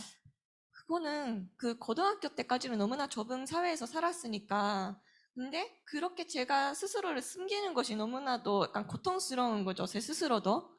그래서 그 대학교 들어가고 나서는 자기소개를 할 때 애초에 제가 제일 조선인이라는 걸 밝히고 그럼에도 불구하고 저하고 친하게 사귀어주는 사람들하고는 사귀겠다. 그런 마음으로 제가 밝히게 된 거죠. 헤이트 스피치 언급을 하셨는데 혐오 표현이죠. 대표적인 단체가 이제 제특회라는 단체가 있고 굉장히 혐한 집회도 많이 하는 걸로 알고 있습니다. 이게 그와 그런 일상적인 차별과 달리 또 이게 정부에서 주도하는, 관에서 주도하는 제도적 배제라는 것도 있잖아요. 사실 이게 그중 대표적인 게 조선학교 문제고 또 한국에서도 요즘 몽당연필 같은 단체에서 조선학교 지원운동 같은 걸 많이 하고 있는 걸로 알고 있습니다. 근데 조선학교가 지금 겪고 있는 차별은 어떤 건가요? 예컨대 제가 듣기로는 이 학교들이 보통 학교로 인정을 받지 못해가지고 뭐 정부의 그러한 지원금도 못 받고 또 약간 대학에 진학할 수 있는 시험도 못 본다는 걸로 제가 그렇죠. 알고 있습니다. 그 네네. 부분에 대해서 좀 말씀해 주십시오. 그러니까 2010년부터 그 그때는 민주당 정권이었는데 거기서 그 고교 무상화라는 정책을 폈어요. 고등학교 수업료 무료화 시키겠다라는. 근데 거기서 아베 정권이 들어오고 나서 2013년에 조선학교는 이 고교 무상화 대상에서 폐지하겠다. 왜냐하면 조선학교는 북한하고의 그런 북한 정부하고의 밀접한 관련이 있는 조청년이라는 단체를 지원을 받고 운영하는 학교이기 때문에 교육 내용을 고려했을 때 이 학교는 고교 무상화 대상에서 배제를 하겠다라는 판단을 내린 거예요. 그러니까 그것에 대한 소송이 있어 왔죠. 그동안 그 5군데 지역에서 있었는데 최근에 모든 지역에서 그 소송이 패소된 걸로 알고 있습니다. 그렇군요. 지금 제 앞에 모니터에 굉장히 많은 질문들이 올라오고 죄송합니다. 있습니다. 제가 아닙니다. 먼저 읽어야 저희 되는데. 질문 이제 Q&A 답변할 세션이 시간이 있죠. Q&A 네. 시간이 따로 있습니다. 네. 왜냐하면 지금 답변해 버리면 이 선생님들이 답변을 듣고 빠져나가실까봐 제가 지금 소개는 못 드리겠고요. 저희가 갈 길이 멉니다. 11시 45분까지 휴식 없이 쭉 달려갈 건데요. 그때까지 꼭 자리 지켜주시고 저희가 한 30분 정도의 질의응답 시간을 가질 건데 거기에 그 시간에 맞춰서 선생님들의 소중한 질문들을 이제 소개시켜 드리도록 하겠습니다. 질문을 좀 넘겨보겠습니다. 사실 제일조선인들이 겪고 있는 일상적 차별과 정책적 배제에 대해서 얘기했는데 북한 이탈 동포들, 북한 이탈 주민들도 만만치 않게 그 한국 사회에서 겪고 있는 그러한 어려움이라든지 차별 같은 게 있을 거라고 생각돼요. 혹시 거기에 대해서 좀 말씀해 주실 수 있을까요? 네, 사실 질문은 굉장히 좋은 질문이고 유효한 질문인데 제가 개인적으로 제가 오랫동안 해외 생활을 오랫동안 하다 보니까 국내에서는 이렇게 경험을 못했습니다. 조금 좀 이야기를 그래도 한다고 하면은 일단 그 개인적으로 제가 북한 사람이라고, 그러니까 북한 출신, 북한 이탈 주민이라고 이 인식이 되는 순간은 제가 다시 한국에 돌아올 때예요. 비행기 타고 해외로 나가잖아요. 미국이나 아니면 뉴질랜드나 다른 국가에서 살 때는 그거를 그 어떤 북한 출신이라는 것을 굉장히 부각되게 느껴야 되는 순간이 거의 없어요. 왜냐면은 뭐 사람들이 보통 질문이 Are you Korean? Are you from North or South? 뭐 이렇게 대충 질문하고 그냥 I'm Korean 그러면은 그냥 코리아는 한국인인가 보다 이렇게 하지. 제가 여기 한국에서처럼 같은 한민족이고 같은 한국 국적을 갖고 한국인임에도 불구하고 지역을 나눠야 되고 어떤 가족을 나눠야 되는 굉장히 세분화로 들어가는 부분은 여기 한국인에서밖에 못 느끼거든요. 그래서 저는 근데 왜 그러면은 한국에 왔을 때 북한 출신이라는 것을 이렇게 드러내야 되는 상황이 올까? 저는 이것 자체가, 이 상황 자체가 어떤 좀 차별적인 요소가 있지 않을까? 왜냐면은 그런 프레셔를 제가 느끼지 않았으면은 그런 거에 대해서 미국에 있는 것처럼 자유롭겠는데, 이거는 peer pressure, social pressure, 어떤 한국어로는 잘 모르겠는데, 아무튼 이런 부담감이 오는 거예요. 한국에 돌아오면은 내가 나를 밝혀야 되는 부담감. 저는 이게 다시 돌아가면은 정체성의 문제고, 정체성의 문제에서 나오는 바로 호명의 문제, 이름의 문제인 것 같아요. 네네. 탈북을 굉장히 의도적으로 강조하는 경향이 있잖아요. 그렇죠. 언론에서나 사회에서나. 그렇죠. 그러니까 이게 그런 거예요. 결국에는 오랫동안 우리 한국 사회가 받아온 반공교육이라든지 네. 아니면 이제 북한과 놓여 있는 체제 경쟁의 그러한 상황 속에서 그렇죠. 이 탈북이란 호명이 굉장히 정치화되고 정치적인 용어가 됐다는 생각이 들어요. 예컨대 맞습니다. 그런 거죠. 사실 탈북. 장강명이 한국이 싫어서라는 소설을 쓴 게 있거든요. 요즘 막 헬조선이란 별로 제가 좋아하는 표현은 아닌데 헬조선이란 표현이라든지 또 한국을 이탈해서 한국을 떠나서 다른 나라로 이민 가는 사람들이 그렇게 많다고 해요. 또 맞습니다. 2030 세대들이 그러한 로망이라고도 하는데 근데 우리가 이런 사람들을 가리켜서 탈남자, 탈한자라고 지칭하지는 않잖아요.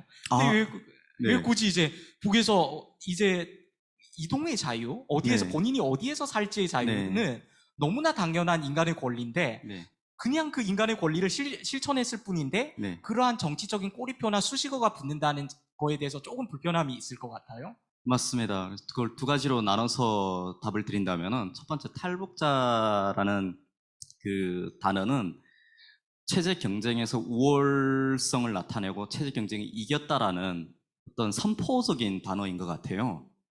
그런 뉘앙스가 저한테는 좀 강해요. 왜냐하면 이 단어가 뭐 예전부터 존재했던 단어가 아니라 이제 만들어진 지 20년 정도밖에 안 된 단어거든요. 그래서 그때 당시에 많이 넘어오던 북한 사람들이 대량으로 넘어오는 것은 결국에는 체제 경쟁에 승리했다는 방증이었기 때문에 그렇게 여과 없이 깊은 고민이 없이 사실은 체제 경쟁에서 이기는 것도 중요하지만 이기고 난 이후거든요. 그리고 그거는 체제와의 경쟁이지 국민과의 경쟁이 아니라고 또 북한에 남아있는 북한에서 여기 자유를 찾고 싶어 하거나 북한에서 더 나은 삶을 살아가고 싶어 하는 그 사람들과의 경쟁은 아니잖아요. 그래서 이 부분에 대해서 좀 더 고민이 좀 깊었었으면 좋지 않았을까, 우리 한국 사회가. 저희 어떤 북한 커뮤니티, 북한 이탈 주민을 부르는 호칭뿐만 아니라 저희 조선족에 대해서는 호칭도 저는 개인적으로 저는 예전에 이런 질문을 가져봤어요. 아니, 미국에 있으면 미국은 교포라고 해요. 우리는 미국 교포라고 부르잖아요.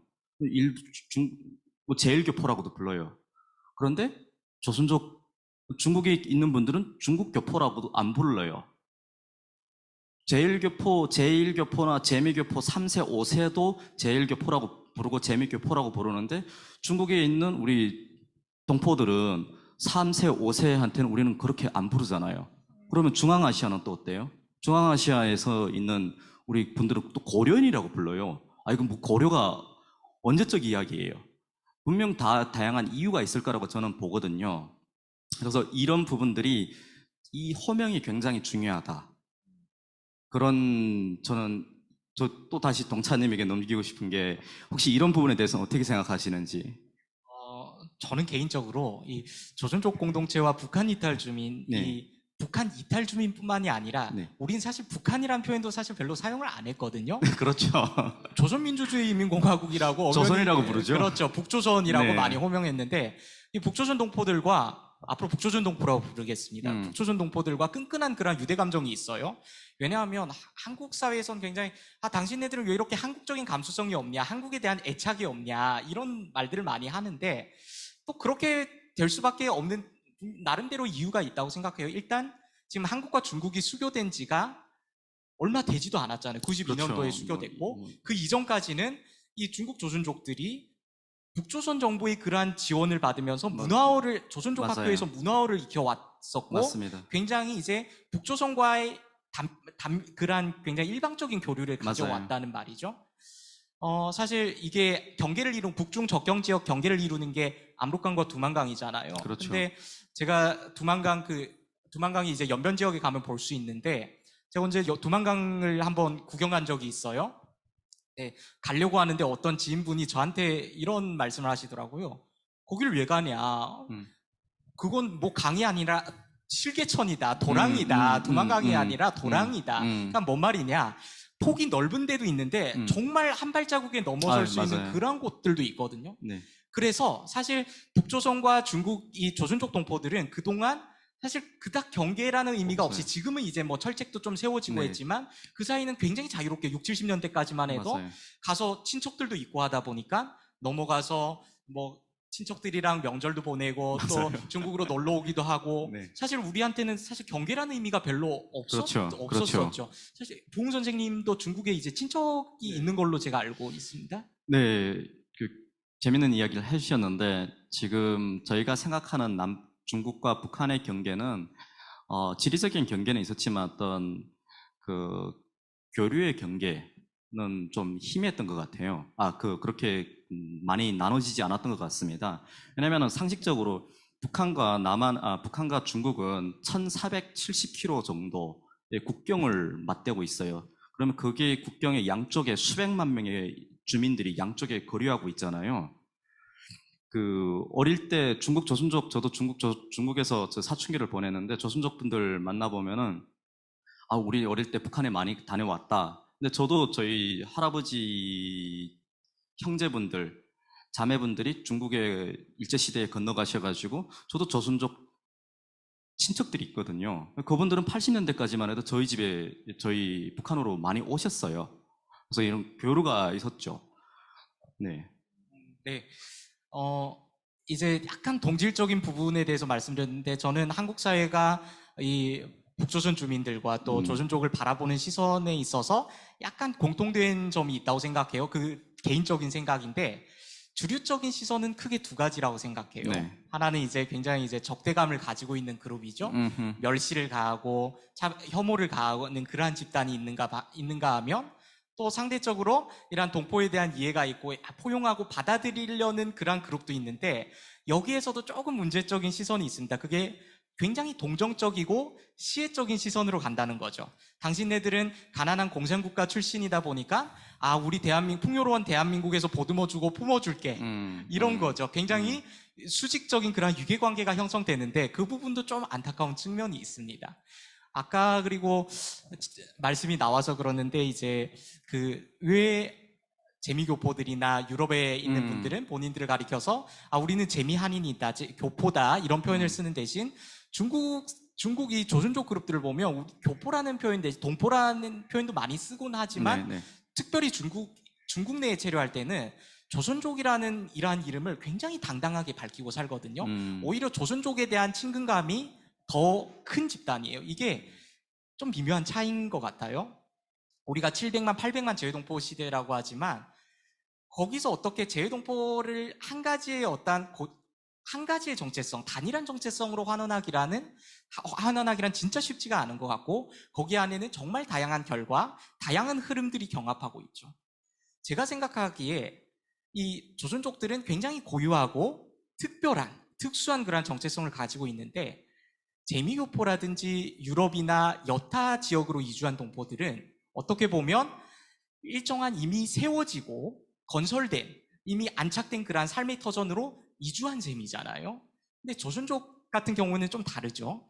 19세기 말 20세기 초에 만주로 건너갔는데 당시 만주 같은 경우에는 정말 허허벌판 황무지였습니다. 거기서 이제 조선인들의 특유한 그런 부지런한 기질로 그 황무지를 개간하고 개척하고 수전을 일구고 거기서 삶의 터전을 만들어 갔다는 거죠.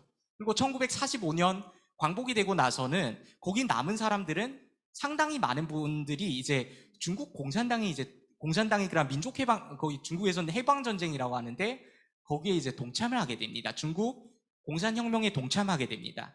그래서 거기에 대한 일환으로 거기에 굉장히 혁혁한 공훈을 세웠기 때문에 중국에서 이제 중국 국적도 부여받게 됐고 토지개혁을 통해서 땅도 분배받게 됐고 그리고 1950년대 들어서 민족 식별 작업을 통해서 조선족이라는 공식적인 호명을 받게 되거든요.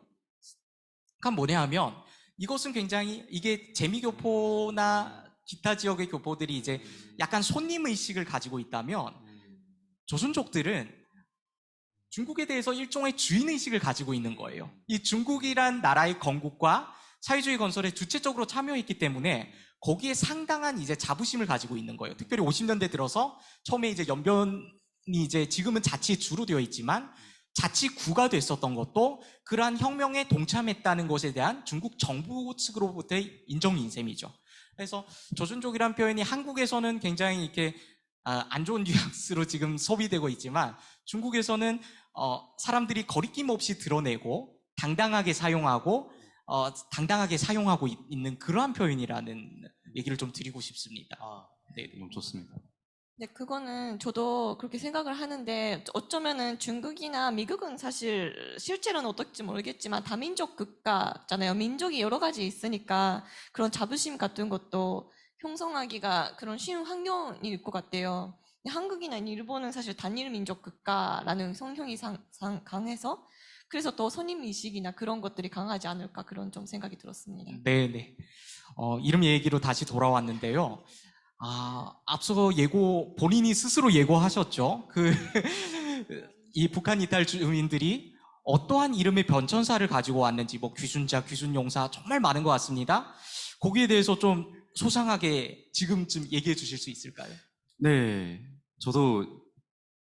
저는 제가 그렇게 아까 말씀드렸다시피 해외에서 오래 살다 보니까 그렇게 북한 이탈 주민 혹은 북한 출신이라고 굳이 밝혀야 되고 또 구분해야 될 상황이 좀 적었어요. 이양 선생님께서 말씀하셨다시피 미국은 다문화 국가이고 다문화를 존중하고 오히려 다문화 때문에 미국이 더 번영해진다라는 어떤 믿음이 있기 때문에 굳이 아시아인으로만 이렇게 구분이 됐으면 됐지 한국계 그것도 들어가서 북한 출신이라고까지 구분된 적이 거의 없거든요. 그래서 한국에 나와서 제가 다시 북한 출신이라는 것을 자각하게 됐을 때 이 호칭에 나는 왜 탈북자 혹은 북한 이탈 주민이라고 이렇게 우리가 불리고 있지? 궁금해서 제가 조사를 해보기 시작했습니다. 그때 제가 읽었던 책이 좀 굉장히 오래전에 읽었던 책 중에 하나가 영어 강국 코리아를 키운 38따라지라는 책 제목이 있습니다. 영어 강국 코리아를 키운 38따라지라는 책 제목을 보면서 38따라지? 뭐지? 보니까 혹시 여러분 그 YBM 시사영어, YBM 영어 혹시 어학은 아시는지 그 민영빈 회장님이 세우신 학원이죠. 저희 대한민국 3대 영어 학원 중에 하나시고 근데 이분이 홍보비를 좀 받으셨습니까? 아니요. 저 홍보비 주시면 저는 감사의 넙죽. 네. 이분이 북한 출신이세요. 그 이분이 자기 본인의 그 자사서적인 책 제목을 그 38따라지로 쓰신 겁니다. 그래서 38따라지가 뭐냐라고 찾아보니까 저희 사실 다 모르잖아요. 지금 저희 세대는 모르는 단어예요. 찾아보니까 한국전쟁 끝나고 나서 이 북한에서 많은 분들이 내려오셨어요. 남한으로. 근데 이분들을 이렇게 부르는 단어가 바로 따라지. 따라지가 뭐냐, 이게 우리가 고스톱을 칠 때 가장 힘이 없는 패. 그래서 정말 나약하고 힘이 없고 요즘으로 치면 그냥 탈북자랑 좀 비슷한 뉘앙스가 아닐까. 그때는 그렇게 많이 썼던 단어입니다. 그래서 그걸 보면서 이 실향민이라는 단어가 처음부터 불려졌던 단어이지만 그와 못지않게 또 사회적 어떤 저변에서 불리던 또 다른 언어가 있었구나 그때 당시에. 왜냐하면 한국 전쟁 끝나고 나서 북한 주민들이 많이 내려왔는데 제가 들은 바 이야기로는 상위 군인들, 전쟁에 참여하셨던 분들이 같이 식당 식사하시는데 저쪽에서 함경도 출신의 사람들도 밥 먹고 있는 거예요. 그러면은 함경도 사투리가 얼마나 세요. 북한 출신이라는 게 바로 티가 나잖아요. 그러면 막 북한 사투리로 이야기하면은 이 한국 전쟁에 참여해서 몸을 잃은 이 상위 군인 분들은 너무 화가 나는 거예요. 북한이 우리가 전쟁 때문에 내가 상위 군인이 됐고 이런 분노와 그런 것들이 표출이 막 됐었다라는 이야기를 들으면서 충분히 그럴 수가 있겠다. 전쟁을 치른 민족, 그 아픔이 있는 사람들한테는 북한의 어떤 남침해 때문에 전쟁이 일어난 거잖아요. 충분히 그런 분노와 그런 거 있었겠다. 그러면 당연히 그분들에 대해서 좋게 불릴 수가 없겠죠. 그래서 첫 번째 나왔던 그 언어가 그 호칭이 바로 38다라지 그리고 또 실향민 이런 단어였습니다. 그게 5년부터 이렇게 1950년대부터 이렇게 쭉 불려왔고 실향민이라는 단어도 함께 불리게 됐다가 이게 체제 경쟁으로 돌아서면서 귀순용사라는 단어가 귀순용사라는 단어가 나오게 됩니다. 93년까지는 귀순용사, 귀순자로 쓰다가 93년도에 귀순용사 특법 지원법이 이렇게 만들어지면서 귀순용사로 불리면서 이렇게 도움을 주기 시작하다가 97년에 그 대량 탈북이 너무 많아지면서 그 법이 폐지가 되면서 북한 이탈 주민으로 불리게 됩니다. 그리고 이 북한 이탈 주민 불리기 전에 탈북자라는 단어를 쓰게 됐죠, 언론에서. 그러다가 한국 정부도 탈북자라는 단어가 좀 부르는 사람이나 듣는 사람도 불편하다라는 것을 인지를 해가지고 2005년도에 국민 공모전을 통해서 새로운 언어를 국민 공모전을 통해서 선택하게 됩니다. 그때 가장 많은 투표를 받았던 단어가 바로 새터민, 새로운 삶의 터전을 찾아온 사람들. 근데 이 단어도 정부가 선택을 했지만 불과 3년밖에 못 갑니다. 근데 지금 재밌는 건 지금도 가끔 새터민이라고 쓰시는 분들이 있더라고요. 근데 공식적으로는 2008년에 정부는 이 단어를 더 이상 쓰지 않기로 결정을 합니다. 왜냐면은 새로운 삶의 터전을 찾아온 사람들이 북한에서만 온 사람들은 아니잖아요. 중국에서 오신 분들도 그리고 동남아에서 오신 분들도 대한민국에 온 새로운 삶을 찾아서 온 모두가 다 새로운 새터민인 거예요. 그래서 이 단어가 북한이라는 특수적인 상황을 담아내기는 좀 힘들다. 그래서 그 이후로부터는 탈북자라고 부르기보다는 그래도 nom자보다는 백성민자를 붙이자 해서 탈북민으로 많이 불리게 되었습니다. 그래서 지금도 이게 언론을 보면은 탈북자라고 쓰시는 분들도 있고 또 언론도 있고 탈북민이라고 쓰는 언론도 있고 그리고 북한 이탈 주민이라고 쓰는 언론도 있어요. 그래서 이게 언론 지침에도 이렇게 딱 명확하게 된 게 아닙니다. 아유, 감사합니다. 소중한 설명. 또 이런 얘기는 어디 가서 들을 수 없는, 당사자 외에는 들을 수 없는 참 좋은 얘기죠. 정말 많은 분들이 지금 코멘트를 달아주시고 계시는데 이따가 한꺼번에 이제 소개를 드리도록 하겠습니다. 저희가 슬슬 질의응답 시간으로 가야 되는데 아직 좀 남아있는 얘기들이 좀 있습니다. 네. 여러 가지 호칭에 대해서 말씀해 주셨는데 저희가 누누이 강조하지만 참 안타깝고 아쉬운 부분은 이런 호칭들이 뭔가 당사자들이 스스로 획득한 거기보다는 네. 계속 부여받고 네. 이제 타자에 의해서 부여받아온 그러한 이름이잖아요. 그렇죠. 그런 점에서 우리가 좀 비판을 가해왔는데 비판만을 위한 비판이란 용어가 많이 쓰고 있잖아요. 근데 우리 네. 부흥 선생님 같은 경우에는 단순히 비판만을 하지 않으시고 또 국회에 제안서를 전에 또 하나 제출하셨다고 하더라고요. 네. 북한 이탈 주민 호칭 변경에 관한 네. 정책 제안을 해주셨는데 네. 혹시 그럼 본인이 생각하고 계시는 대안적인 그런 호명이 있을까요? 네, 있습니다.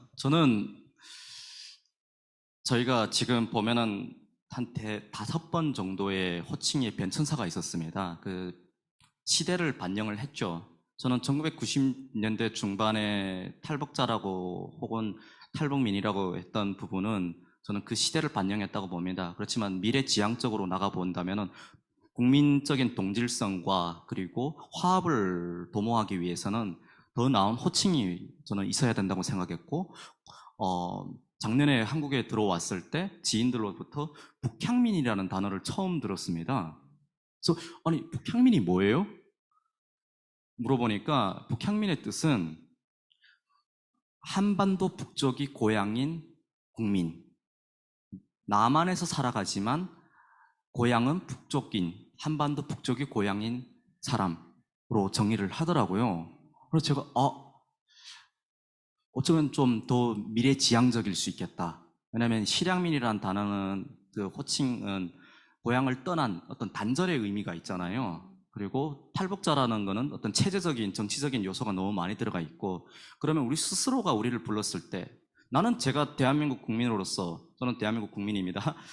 국민으로서 대한민국 서울에서 살아가면서 세금을 내고 살아가면서 국민으로 살아갈 때 누군가가 저에게 당신은 어디예요? 고향이 어디예요? 이러면 저는 함경도라고 당당히 말할 수가 있습니다. 그러면 함경도, 그럼 저는 대한민국에서 살아가는 북한이 고향인, 한반도 북쪽 지역이 고향인 국민이 되는 거죠. 그래서 저는 이 단어는, 호칭은 국민적으로 인정이 돼야 되고 이 시대가 반영이 돼야 된다라고 생각을 해서 일단은 국회에 그 정책 제안서를 냈습니다. 근데 정책을 제안을 할 때 데이터가 있어야 되거든요. 얼마나 이 호칭이 광범위하게 쓰임을 하냐, 혹은 사람들이 원하냐. 그래서 그때 당시에 367명 정도의 저 샘플을 갖고 제가 설문조사를 했습니다. 대략 한 400명 가까이 되시는 분들이 설문에 참여를 해주셨고, 그래서 제가 했던 질문 중에 하나가 여러 가지 탈북자, 탈북민, 세터민, 이북 사람, 그리고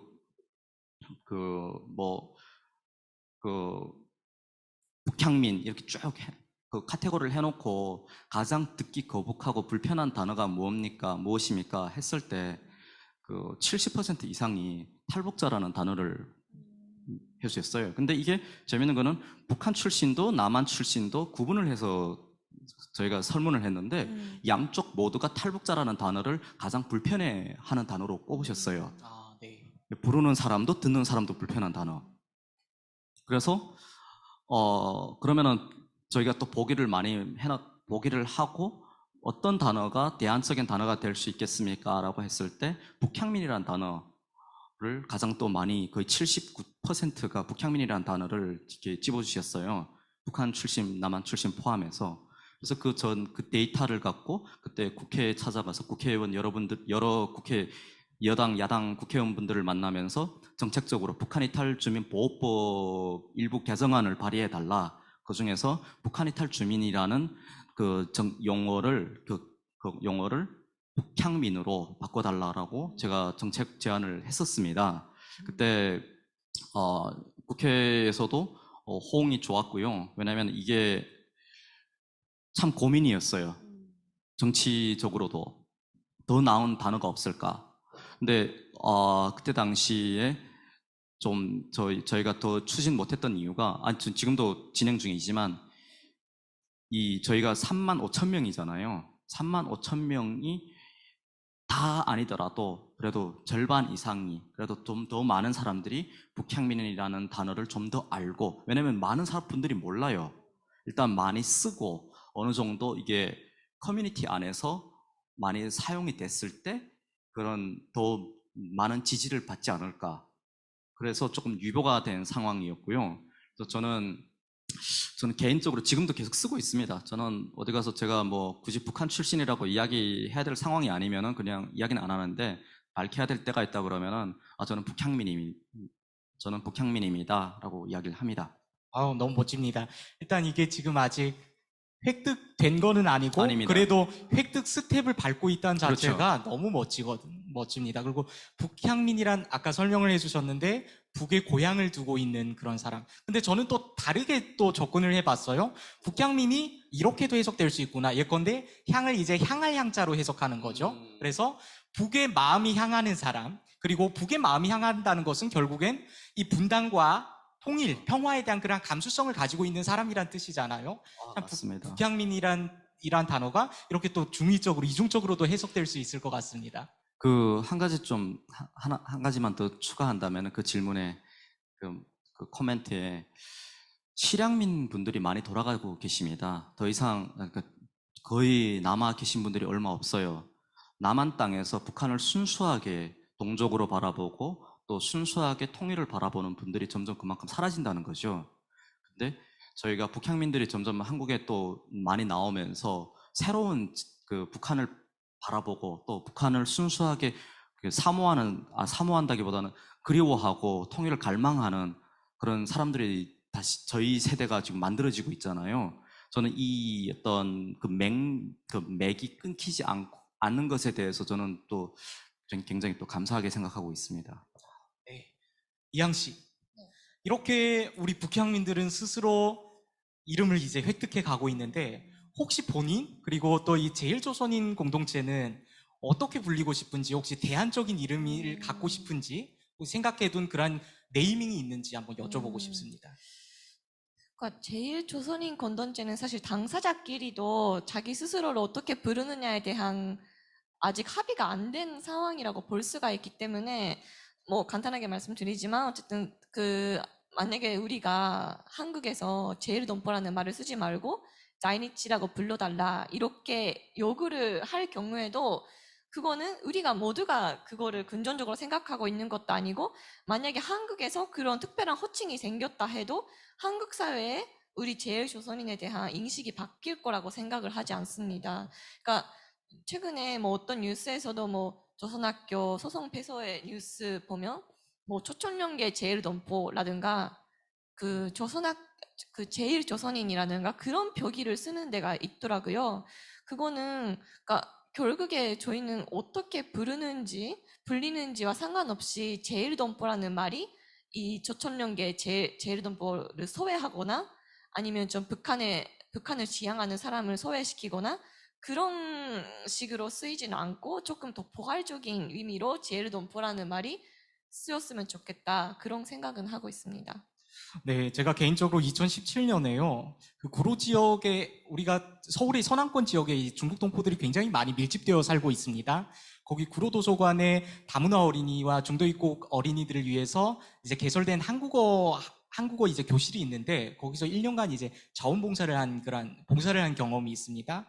그때 제가 이 친구들 같은 경우에는 중국에서 태어나서 중국에서 살다가 한국으로 들어온 친구도 있고 그리고 조선족 부모 사이에서 태어나서 한국 국적을 취득한 친구도 있거든요. 그러니까 그 가정에서는 중국어와 한국어가 혼재된 그러한 환경 속에서 자라나고 있다는 거죠. 개인적으로 되게 이 친구들한테 궁금한 게 있었어요. 초등학생들인데. 근데 되게 우매한 질문이죠. 제가 한국에 와서 이 조선족 동포들이 한국에 오면 이제 받는 그런 단골 질문이 하나 있는데 뭔지 아십니까? 예, 요즘 올림픽 기간인데 중국이랑 한국이 이제 축구를 차면 당신네들은 어디를 응원할 것인가? 이런 질문을 아직까지도 많이 발화하고 있죠. 근데 저도 그 어린 초등학생 친구들한테 그에 맞먹는 굉장히 우매한 질문을 했습니다. 그게 뭐냐면 가명을 쓰겠습니다. 제가 어떤 친구를 불러다가 향미라는 가명을 쓸게요. 향미야, 너가 한국인이라고 생각하니 중국인이라고 생각하니? 이런 아주 어리석어 빠진 질문을 했는데 이 친구가 또 아주 우문현답을 해주시더라고요. 어떻게 대답했을 것 같습니까? 그 친구가 한참을 이제 골똘히 고민하더니 이렇게 말하는 겁니다. 선생님, 저는 향미인데요. 선생님, 저는 향미인데요. 이런 거죠. 그러니까 뭐로 불리냐 보다 김영경 교수가 이런 얘기를 합니다. 이런 말씀을 하세요. 우리가 어떻게 타자를 환대하고 이 타인 타자들의 정체성을 그대로 수용할 수 있을까? 그것은 그 정체성의 내용이나 서사에 대한 그러한 인정이 아니라 그 내용의 편집권에 대한 인정이다라는 말씀을 하십니다. 이걸 이제 풀어 얘기하면 이런 거죠. 그러니까 어떤 사람이 저를 예로 들어서 제가 나는 디아스포라입니다 라고 바로 했다면 서사에 대한 인정은 그래 너는 디아스포라야 이렇게 되겠지만 이 서사의 편집권에 대한 인정은 완전히 결이 다르죠. 그것은 오늘 내가 나는 디아스포라라 얘기했다가 내일 이 말을 번복합니다. 내일 가서 나는 디아스포라가 아니야 이렇게 말한다 해도 당신의 말을 내가 그대로 존중해 주겠다. 그게 서사의 편집권에 대한 존중이라고 생각하고 자신이 누구인지 말할 수 있는 사람이 나밖에 없을 때라야 그 사람이 그 사회에서 온전히 받아들여지고 인정받는다는 그러한 생각이 듭니다. 이제 슬슬 마무리를 해야 될 것 같습니다. 어제 오프닝 때도 제가 여기 앉아서 대화를 좀 하고 그랬는데, 그땐 참 말이 술술 나왔는데 왜 이렇게 힘든지 모르겠습니다. 이 사회자의 역할을 하다 보니까, 이 코멘트도 좀 살펴봐야 되고, 또 이제 많은 질의응답도 올라왔는데, 제가 좀 정리할 수 있게, 마지막으로 저희 세션을 진행하면서 소감이라든지, 네. 꼭 이 부분은 하고 가야겠다라는 말씀이 있다면 한마디씩 해주시기 바랍니다. 네, 저는 이번 저희 컨퍼런스를 준비하면서 한국인, 우리가 굉장히 단순하게 생각하는 한국인, 코리안이라는 그 질문 속에 얼마나 많은 다양한 한국인들이 한반도뿐만 아니라 한반도를 넘어서 전 세계에 흩어져 있는지에 대한 정체성의 고민, 그리고 또 다양성에 대한 고민을 해보게 됐습니다. 그래서 여기 접속해서 지금 컨퍼런스 보시는 분들, 한국에서 보시는 분들도 있고 해외에서 보시는 분들도 있겠지만, 특히 한국에서 보시는 분들, 태어나서 이 땅에서 자라서 이 땅에서 크신 분들, 정말 수많은 코리안들이, 디아스포라들이 세계에 흩어져서 당당하게 살아가고 있다는 것을 이렇게 생각해 주셨으면 좋겠습니다. 네, 김희양 선생님. 저는 사실 이번 한국에 산 지 5년 정도 돼가서 이 컨퍼런스를 위해서 어쨌든 일본에 살아온 자기 역사라든가 그런 거를 생각하는 기회에 다시 되돌아보는 계기가 됐는데, 그러니까 디아스포라이기 때문에 저는 다행이라고 생각해요, 스스로. 왜냐하면 그냥 단순히 어떤 국가에 소속하고 어떤 국적을 가지고 어떤 이름을 가지고 살아가는 사람보다는 훨씬 제 스스로에 대한 생각을 많이 하게 되고, 또 그거를 좀 상대적으로 볼 수 있게 되는 그런 계기가 되니까 저는 참 다행이라고 생각하고요.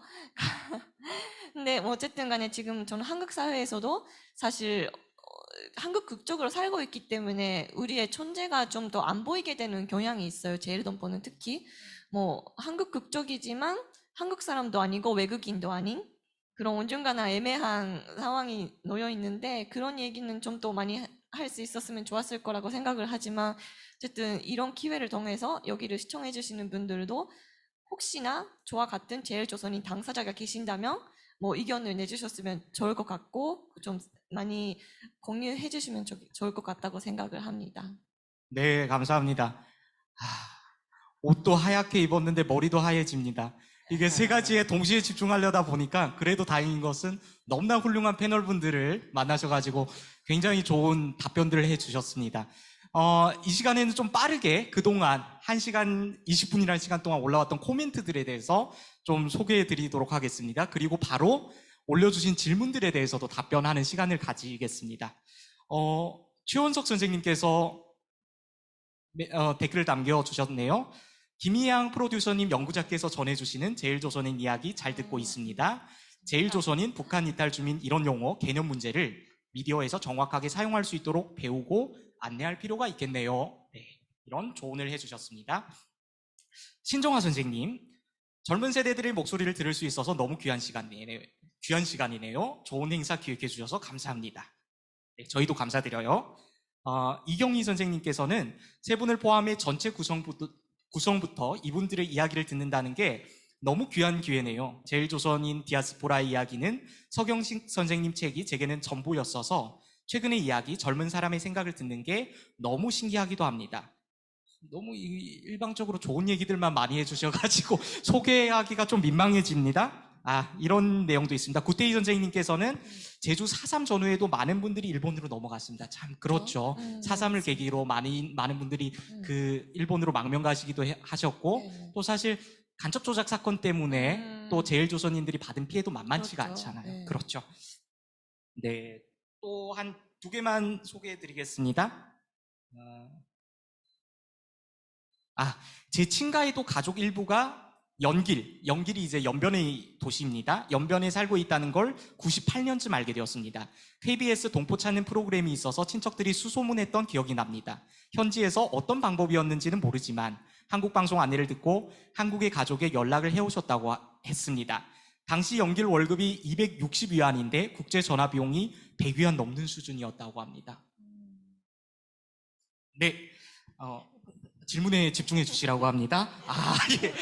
뭔가 할 얘기가 있었는데, 이 얘기를 꼭 드리고 가야 되겠습니다. 저희 외가 같은 경우가 KBS 보고 싶은 얼굴 그리운 목소리란 라디오 프로그램을 통해서 한국의 남한에 있는 가족을 찾은 그러한 경우입니다. 80년대에 한국과 이제 서신을 주고받으면서 여기에 있는 사촌 동생을 저희 외할아버지가 찾아주셔서 나중에 2000년대에 들어오셔서 상봉한 그러한 저희 집의 가족 스토리도 있습니다.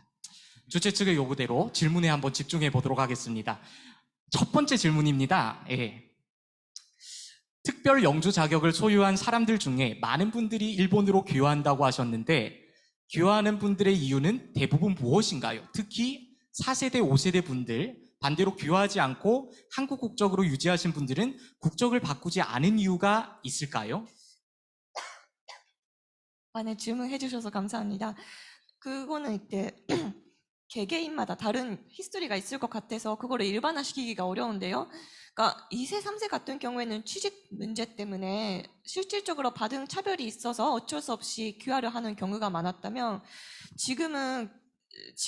지금도 제가 말씀드렸다시피 아직까지 일본은 동화에 대한 본적 의식이 강하고 그거를 강요하기 때문에 그 귀화를 하려는 그 일본 사실 한국 국적을 가지고 있어도 실질적인 장점이라는 게 딱히 없거든요. 이게 제도적으로 봤을 때는 아무래도 일본 국적을 따야 선거에 참가할 수 있고 그런 이유로 일본 국적을 따는 사람이 계속 있는 반면에 귀화하지 않는 사람 같은 경우에는 사실 저도 아직 귀화를 안 했지만 최근에 그 주목받고 있는 안찰림 선수 같은 경우에도 자신의 국적이라는 것에 대해서 아주 의미를 부여하셨더라고요. 할아버지가 가지고 있는 국적을 계속 지켜야 한다. 그런 감정 때문에 사실 지키는 사람들이 또 많은 거는 사실입니다. 네. 그리고 네, 또 이어서 이양님한테 네. 드리는 질문인데요. 우리가 일본에서 겪었던 차별의 경험에 대해서는 어느 정도 얘기했잖아요. 네. 헤이트 스피치라든지 네, 조선학교 문제에 대해서. 네, 네. 근데 지금 제일조선인들이 한국에 이양님처럼 많이 나와 네, 계실 네. 거고, 혹시 한국에서 특별히 겪는 그러한 차별의 음. 경험은 있으실까요? 예. 제 개인적인 경험도 있지만, 이거는 사실 제일조선인들이 한국에 오면 지금은 재외국민 주민등록증을 따로 발급받을 수가 있습니다. 그런데 2015년 이전에는 이 주민등록증이라는 거 따로 없었고, 그렇다고 해서도 한국 국적이기 때문에 외국인 등록증도 발급되지 못했어요. 그분들은 고소증이라는 애매한 그런 신분증이 있었는데, 그걸 가지고서는 좀 제도적으로 제약적인 부분이 많았습니다. 저는 제가 경험을 한 건 아니었기 때문에 자세하게 말씀드릴 수는 없지만, 그러니까 한국 국적이지만 실질적으로 이분들은 다문화라는 셈이죠. 넘보이기 때문에 일본 문화밖에 모르고 한국어도 잘 모르고. 근데 그런 사람들은, 하지만 외국 국적을 가지고 있지 않기 때문에 다문화의 혜택을 오랫동안 받을 수가 없었어요. 지금은 그게 평등권 침해라는 이유로 이분들도 다문화의 복지를 받을 수 있는 대상이 됐는데, 그거는 우리가 이 얘기를 해줘야 그 동사무소나 그쪽 관공사에서 인식을 해서 비로소 지원을 해주는 거죠. 그 재난지원금도 처음에는 재외국민 주민등록증 가지고 있는 사람은 제외돼 있었어요. 그러다가 항의를 해서 서울시에서 주게 됐는데, 그런 계속 무관심? 그거는 결국에 모르는 거죠. 그런 사람들이 있다라는 거. 한국 사회가 동사무소 사람들조차도 모른다는 게 조금 문제가 있다고 생각을 해요. 그런 경험이 있다고 생각을 합니다. 네, 감사합니다. 다음 질문 바로 이어가겠습니다. 이번엔 부흥 선생님에게 먼저 질문을 드릴게요. 부흥 선생님이 생각하는 통일에 대한 견해를 들어보고 싶습니다. 굉장히 거창한 질문이에요. 지난 70년 동안 답하지 못했던 이 질문을 저는 뭐 답이라기보다는 그냥 저의 견해를 또 저의 또 실오리 같은 견해를 또 한 번 더 추가를 한다면은 예전에는 물리적인 통일을 많이 원했습니다. 저는. 근데 물리적인 통일을 원하는 저를 보면서 제가 느꼈던 거는 머릿속에 그러니까 저희가 피지컬리 장벽이 있잖아요. 남북을 갈라놓는 38선의 장벽이 있는데 그 장벽도 있지만 머릿속의 장벽이 참 무섭다. 우리 마음속에 있는 장벽들. 통일, 저는 물리적인 통일이 되는 걸 저는 통일 찬성론자입니다. 첫 번째. 그럼에도 불구하고 충분한 어떤 이해와 서로에 대한 이해와 교류가 선행이 돼야 된다고 생각합니다. 왜냐면은 저희가 지금 3만 명밖에 안 되지만 3만여 명밖에 안 되지만 저희 먼저 온 통일들이라고 하죠. 북한에서 오신 우리 북향민 분들이 한국에서 겪고 있는 문화적인 그 차이는 굉장히 큽니다. 두 번째는 남한 사회가 과연 북한을 얼마만큼이나 품을 수 있을지 수용성의 문제가 또 있습니다. 왜냐면은 통일은 제가 원한다고 해서 되는 거 아닙니다. 제가 원한다고 해서 됐으면은 혹은 여러분들이 원해서 됐었으면은 벌써 됐겠죠. 그렇지만 진정한 통일이 되려면은 우리가 준비가 돼야 되겠죠. 심리적인 준비. 그리고 통일은 보다 더 중요한 거는 저는 북한 주민들의 어떤 인권 개선 그리고 자유, 가장 기본적으로 신이 누구에게나 주는 인간으로서의 주는 그런 자유가 먼저 주어지고 나서 남한과의 통일이 후차적으로 진행돼야 되지 않을까. 저는 당장 일어나는 것보다는 좀 시간을 두고 서로 준비해 가자라는 견해가 있습니다. 이양님도 한번 통일에 대한 견해를 한번 밝혀보시면 좋을 것 같습니다. 사실 제가 너무 통일에 대해서 얘기하는 게 부담스럽거든요. 왜냐면 이게 제일 조선인의 대표를 할 수도 없고 사실 그분들도 다 다르기 때문에 저는 솔직히 통일에 대해서는 답할 수 없는 영역이라고 생각을 해요. 그러니까 단지 저는 그 통일이라는 게 어느 한쪽의 나라의 이해로 인해서 이루어지지 않았으면 좋겠다. 그런 네. 생각만 답변 드리겠습니다. 1분만 더 답변해 주세요. 다음 질문이 준비가 안 됐네요. 통일에 대해서 저는 서경식 선생님께서 말씀하신 분단되지 않은 사람들이란 그런 표현이 굉장히 좋더라고요. 특별히 중국 조선족들 같은 경우에는 어제도 제가 말씀드렸지만 어제 방로안이라는 평안도 네, 마을 네, 출신의 그 친구가 와서 서도소리, 평안도와 황해도의 민요를 그렇게 연출해 주셨잖아요. 훌륭했습니다. 보셨으면 진짜 후회 안 할 그런 공연이었는데 그만큼 중국 조선족들은 조선 팔도에서 건너간 사람들이고 거기서 조선 팔도의 여러 가지 방언과 문화와 전통을 고스란히 보존해 온 사람들이란 점에서 이 사람들은 문화적으로도 분단되지 않고 정서적으로 분단되지 않았구나라는 그러한 생각이 듭니다. 네. 질문 하나 더 소개해 드리겠습니다. 사상적 갈등이나 역사적 갈등에 대해서 이중적인 느낌이 들 때는 없나요? 아까 유치하게 풀어서 말씀하셨지만 축구 어디 응원하느냐는 아주 쉬운 것이지만 그게 내면에서 만약에 해결되지 않는 세계관적인 갈등이 찾아오면 어떻게 해결을 하시는지 궁금합니다. 디아스포라의 정체성이 제3자의 위치에서 갈등을 봉합할 수 있는 능력을 만들 수도 있지만 그게 아닌 경우도 있지 않을까 싶어서요. 다음 질문은 저한테 하는 거군요. 이렇게 어려운 질문이 주어지다니. 그렇습니다. 참 고민이 되는 문제예요. 사실 저는 저희 세션에서 이렇게 세 명이서 얘기를 많이 주고받았지만 여러분 답을 찾으셨나요? 디아스포라는 누구입니까? 디아스포라의 이름은 무엇입니까? 답을 찾으셨나요? 답이 없습니다. 오히려 답이 있으면 이상하다는 생각이 들거든요. 디아스포라는 좀 속되게 표현하면 답 없는 존재고요. 답이 있으면 이상한 거죠. 경계인이라는 표현을 많이 쓰잖아요. 변경이라는 지역은 다양한 이러한 정치 집단이나 사회 집단 문화가 이제 얽혀 있으면서 혼종되어 있으면서 경계가 모호한 그런 공간을 이제 변경이라고 하잖아요. 그런 만큼 이 변경이란 지역은 어떠한 한쪽의 세력이 좀 강성해지고 좀 강대해진다면 얼마든지 상대방에 대해서 침투할 수 있고 또 이제 상대방을 포섭할 수 있는 가능성이 존재한다고 생각하거든요.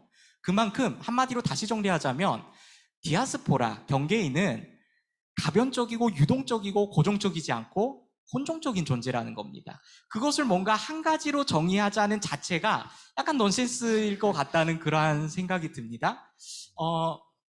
축구를 응원. 모르겠습니다. 저는 잘하는 나라를 좀 응원하는 편이고요. 예, 예. 난감한 질문이에요. 근데 이게 또 이 부분과도 연결되는 문제인데, 조선족들의 사실 중국에서 수십 년 동안 겪었던 이러한 근대사라든지 순환의 역사에 대해서는 한국 사회가 굉장히 무지하다는 생각이 듭니다.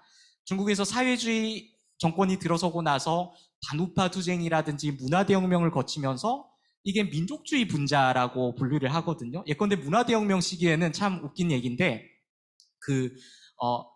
중국으로 건너간 조선족 중에서는 독립운동을 하기 위해서 건너간 사람들도 많거든요. 그래서 지금도 독립유공자로 인정된 분들도 많은데, 그와 달리 아직 인정받지 못한 케이스도 있는데 저희 가정도 거기에 해당됩니다. 왜 인정받지 못하냐? 본처에 유공자 신청을 하려면 증빙 서류가 있어야 됩니다. 당신이 어떤 활동을 했었고 못했더라 호적부라든지 아니면 활동했던 그러한 사진들을 제출해야 되는데, 이런 것들을 소실한 조선족 가정들이 굉장히 많아요. 언제 소실했냐? 문화대혁명 시기에 이걸 많이 태워버렸습니다. 왜냐하면 그때는 한국이란 나라가 한국이라 불려지지도 않았죠.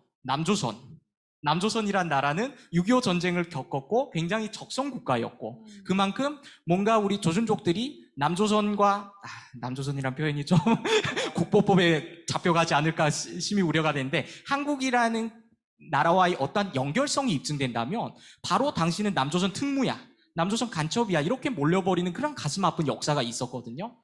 그래서 옛날에 그 연변 지역에 제가 가정집의 사진을 보면요, 참 신기했는데, 초반에 40년대, 50년대에 연변의 그런 가정집에 초상화가 걸려 있었습니다. 누구의 초상화가 걸려 있었을까? 보통 우리는 모택동, 마오쩌둥의 초상화가 걸려 있었을 거라고 생각하는데, 김일성 장군의 초상화가 걸려 있었습니다. 그만큼 이제 초기 1세대, 2세대까지만 해도 북이라든지 남에 대한 감수성이 굉장히 남달랐고, 이게 민족 정체성과 국민 정체성으로 굳이 분류하자면 민족 정체성이 훨씬 월등히 높았죠. 그러다가 이제 오랜 이란 순환의 역사들을 거치면서 어떻게 보면 국민 정체성이 민족 정체성을 압도하게 되는 그러한 이제 가슴 아픈 좀 역사가 있었습니다. 근데 디아스포라는 제 개인적인 바람이지만 사실 디아스포라의 정체성을 국가나 혈통이나 문화에 의존하는 거는 굉장히 저희가 좀 지양해야 될 거라는 생각이 들거든요. 문화나 집단, 혈연, 국적 이런 것은 메이저리티가 그 주류 사회가 본인들을 정당화하기 위한 그런 수단이죠. 우리가 만약 거기에 대해서 동조한다면 우리도 어떻게 보면 국가의 덫에 걸릴 수 있다는 그러한 생각이 듭니다. 국가와 좀 거리두기를 하면서 독창적인 제3의 세력, 제3의 대한 세력으로서 존재할 수 있는 게 또 디아스포라 공동체가 아닐까 하는 그러한 생각이 듭니다. 네, 너무 두서없이 답변이 된 것 같습니다. 네, 다음 질문 이어가겠습니다. 조선족과 북향민 그리고 자이니치, 저희 세 분한테 공통적으로 해당하는 질문이겠네요. 함께 연대하는 모습을 본 적이 거의 없습니다. 맞습니다. 저희도 굉장히 안타깝죠. 앞으로 한국의 이 표현이 재미있습니다. 재외동포에 대응하는 표현으로서 한국에 나와 있는 표현을 이 선생님께서 제내동포라고 표현해 주셨습니다. 이 앞으로 한국의 제내동포들이 어떻게 연대할 수 있을까요?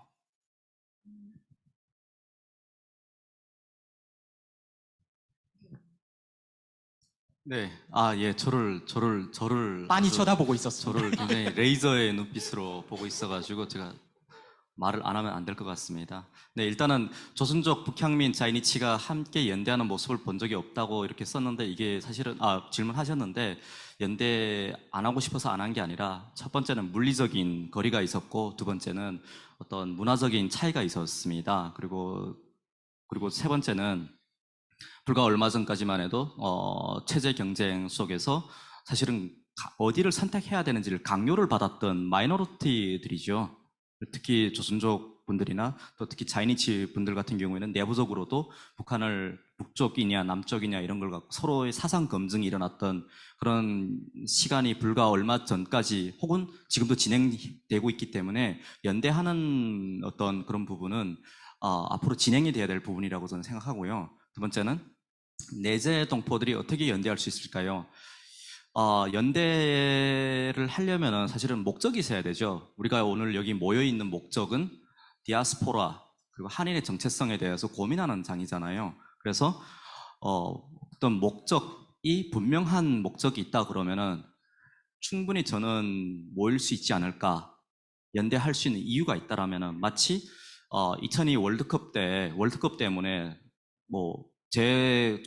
당연히 대한민국에 있는 국민들도 마찬가지지만 제외 동포들까지 모두가 하나가 됐듯이 충분한 어떤 민족적인 어떤 거사가 있다면은 IMF 때 국내에 계신 국내에 계신 우리 분들도 많이 노력을 했지만 해외에 있었던 또 다른 우리 제외 동포들도 많이 또 염려를 하고 도와줬듯이 충분한 어떤 이유가 있으면은 민족적인 이유가 있으면은 충분히 연대할 기회가 많지 않을까 저는 그렇게 생각하는데 혹시 네. 이양 선생님 어떻게 생각하시는지? 저도 많이 공감을 하는 부분인데요. 저희도 사실 지금까지 기회가 없었죠. 사실 연대하는 기회가. 맞습니다. 근데 그러니까 지금 아까 코멘트 중에서도 해주신 분이 계셨는데 지금 코로나 이후에도 재외동포에 대한 여기 사시는 네. 동포들에 대한 그 차별적인 정책들이 많았죠. 음. 그거는 근데 우리 자이니치 여기 사는 자이니치, 여기 사는 북한민분들, 그리고 조선족 분들 당연히 고려인 분들 다 각지 다른 문제가 있었어요. 그러니까 어쩌면은 사실 제도적으로 열악한 분들은 고려인 분들이나 지금 비자를 제대로 갱신도 못하는 상황에서 있었던 조선족 분들이 제일 열악한 환경이었고요. 네. 그러니까 그렇다고 해서 제일 조선인들이 차별이 없었다는 거 하면은 아닌 거고, 그러니까 그거를 어쩌면은 같은 재외동포 정책 안에서 다룰 수 없는 문제들이에요. 그런 개별적으로 해결을 해야 되는 문제고, 그러니까 우리가 서로 다른 문제에 닥치고 있기 때문에 지금까지는 통합되기가 조금 어려웠던 상황이 있었던 것 같고요. 그리고 지금 재외동포 정책을 어떻게 하느냐에 대한 학회에서의 그런 논의는 계속 이어져 있지만 사실 그거는 한국 학회에 사는 한국 교수들만 논의가 있었지 우리 당사자의 의견들이 그렇게 반영되지는 않았었어요. 그래서 맞습니다. 앞으로는 조금 더 우리의 의견들이 실질적으로 국회에도 제출하셨다고 하고 그런 한국 사회에 조금 더 영향력을 가질 수 있게 됐으면 좋겠다. 그런 것들이 좀 출발점이 되지 않을까라는 생각이 듭니다. 네, 저도 짧고 굵직하게 답변하겠습니다. 제외동포들의 연대는 보이지 않는다. 여러분 지금 보고 계십니다. 디아스포라 맞네. 다이얼로그. 자이니치, 우리 북향민, 그리고 조선족의 연대를 지금 생생하게 목도하고 있습니다. 그래서 여러분 혹시 이러한 제외동포들의 연대를 더 보고 싶으시다면 정말 디아스포라 다이얼로그 많이 홍보해 주시고 또 우리 주최한 리젠이란 단체에 또 후원금을 보내주신다면 저희가 내년에 제2회 디아스포라 다이얼로그로 또 만날 수 있을 것 같습니다. 좋습니다. 시간이 정말 빨리 왔습니다. 이 1시간 45분을 어떻게 보낼까 고민을 많이 했었는데 시간이 좀 더 주어졌으면 하는 그런 바람이 있네요. 근데 사실 저희가 아직 마무리할 게 하나 남았습니다. 저희가 증정할 선물들이 두 맞습니다. 분이 이제 퀴즈를 내주시겠다고 합니다. 여러분 이제 채팅창을 이용해서 선착순인가요? 아니면 정답인가요? 정답 겸 선착순이죠? 그렇죠. 네네네. 네. 그럼 저희가 시간이 없기 때문에 1분 내로 돌아가면서 두 분이 이제 질문을 해주시면 될 것 같습니다. 네, 첫 번째 질문 드리겠습니다. 퀴즈 하시면은 당첨된 선물 세트를 보내드립니다. 제가 드릴 퀴즈는 북향민의 뜻은 무엇일까요? 자, 채팅창. 바로 정답 올라왔습니다. 예, 첫 번째로 정답 남겨주신 분에게 저희가 선물 배달해 드리도록 하겠습니다. 맞기는 맞는데 네네네. 아직 더 기다려야 되나요? 아직 제가 원하는 답이 근사한 답이 나오긴 했습니다만 아직까지 네 다시 좀 채팅창 좀 내려주실래요? 북한의 마음에 드는 네 저희 다 보내줄 수 있나요? 네, 그 너무 다 맞는 답이고요. 제가 국회에 제출하면서 냈던 정의는 한반도 북쪽, 저는 북한이라고 표현을 하지 않았고 일부러 한반도라고 했습니다. 한반도가 저희 조상들이 5,000년 대대 살아왔던 땅이잖아요. 그래서 한반도 북쪽이 고향인 사람이라고 했는데 북의 고향을 둔 국민 맞습니다. 그래서 뭐죠? 이소망. 그 당첨자분은 저희가 나중에 따로 연락을 드려야 될 것 같습니다. 그래서 잠깐만 마지막 지금 뉴 메시지 3개가 있는데 제가 한번 보고 한반도 북쪽 이소망님 네 저는 이소망님으로 선택하겠습니다. 네네네. 감사합니다. 고맙습니다. 네. 계속해서 이양 선생님 질문 하나. 네, 답이 길어질 수도 있는데 그러면 특별 연주 자격이 어떤 자격인지. 너무 어렵습니다 이거. 어렵네요? 오 이거 난 1시간 들었는데 잘 모르겠어. 진짜 또 다른 문제? 아니요, 이거 답을 일단 기다려 보면 될 것 같은데요. 없으면 또 다른 거를. 답이 나왔어요. 네? 한시적 영주권, 두 번째는 수교 이전 일본 사회에 살아가는 동포. 일본 선거권을 갖고. 세 번째가 너무 디테일하게 답을 주셨네요. 조금 좀 더 키워주실래요? 네. 한일 수교이죠. 일본 선거권은 갖고 있지 않으나 10년마다 갱신하며 일본에서 영구 거주할 수 있는, 일본에서 거주하고 있는 외국인이 일본에서 거주할 수 있는 자격. 이분은 아마 출입국에 근무하시는 것 같습니다. 예. 근데 제가 좀 강조하고 싶었던 게 역사성이었거든요. 그래서 이게 수교 이전에 처음에 답해주신 분한테 선물을 드리도록 하겠습니다. 네. 행운의 첫 번째 주인공이 탄생했습니다. 아니요, 그 위에 계셨던 분. 네네, 첫 번째로 답변해 주신 분한테 선물을 수교 이전에 쏘시겠다고 구태 합니다. 이태희님이시네요. 네, 구태희 선생님한테. 네, 구태희 선생님한테 선물을 배달해 드리도록 하겠습니다. 이것으로 이제 퀴즈도 마쳤고요. 이제 진짜 마무리해야 될 것 같습니다. 참 제가 사회를 어떻게 너무 정신없이 봤습니다. 그럼에도 불구하고 좋은 사회자라는 것은 시간을 엄수하는 사회자라는 생각이 듭니다. 그런 점에서 저는 정확히 1분 반, 2분 정도로 오버했는데 이 정도면 잘한 거겠죠? 너무 훌륭합니다. 예. 감사합니다. 정말. 프루스트는 이러한 말을 합니다. 진정한 발견의 여정은 새로운 풍광을 찾는 것이 아니라 새로운 눈을 갖는 것이다라는 말을 씁니다. 아주 멋진 표현이죠. 오늘 여기에 자리에 함께 하신 현봉 선생님, 이 북향민이라든지 그리고 제일조선인이라든지 중국 동포들은 분명 한국 사회 그리고 우리 곁에 굉장히 지근거리에 있지만 그동안 비가시화되고 또 필터링 되어서 보이지 않는 존재로 오랫동안 살아왔다는 거죠. 이제 우리는 정말 디아스포라의 눈을 가진다는 것은 익숙한 것을 낯설게 보고 또 당연한 것을 당연하지 않게 보면서 대안의 세상 또 뭔가 국적과 혈연과 어떠한 그러한 인위적인 전통에 얽매이지 않으면서 새로운 세상을 찾아가는 그러한 시선이 아닐까 하는 생각이 듭니다. 그래서 여러분들도 저와 여러분들이 이 정말 21세기의 디아스포라의 눈을 다 함께 소유하고 공유했으면 좋겠다는 말씀으로 마무리하겠습니다. 그리고 광고사항 하나 드리겠습니다. 두 번째 세션이 어쨌든 간에 세 번째 세션이 또 굉장히 잘 준비가 되어 있으니까요. 우리도 한국인인가라는 주제로 대담을 나누게 됩니다. 한국 시간 오후 1시에 시작되니 많은 참석을 바라겠습니다. 여러분 긴 시간 너무 고생 많았습니다. 감사합니다.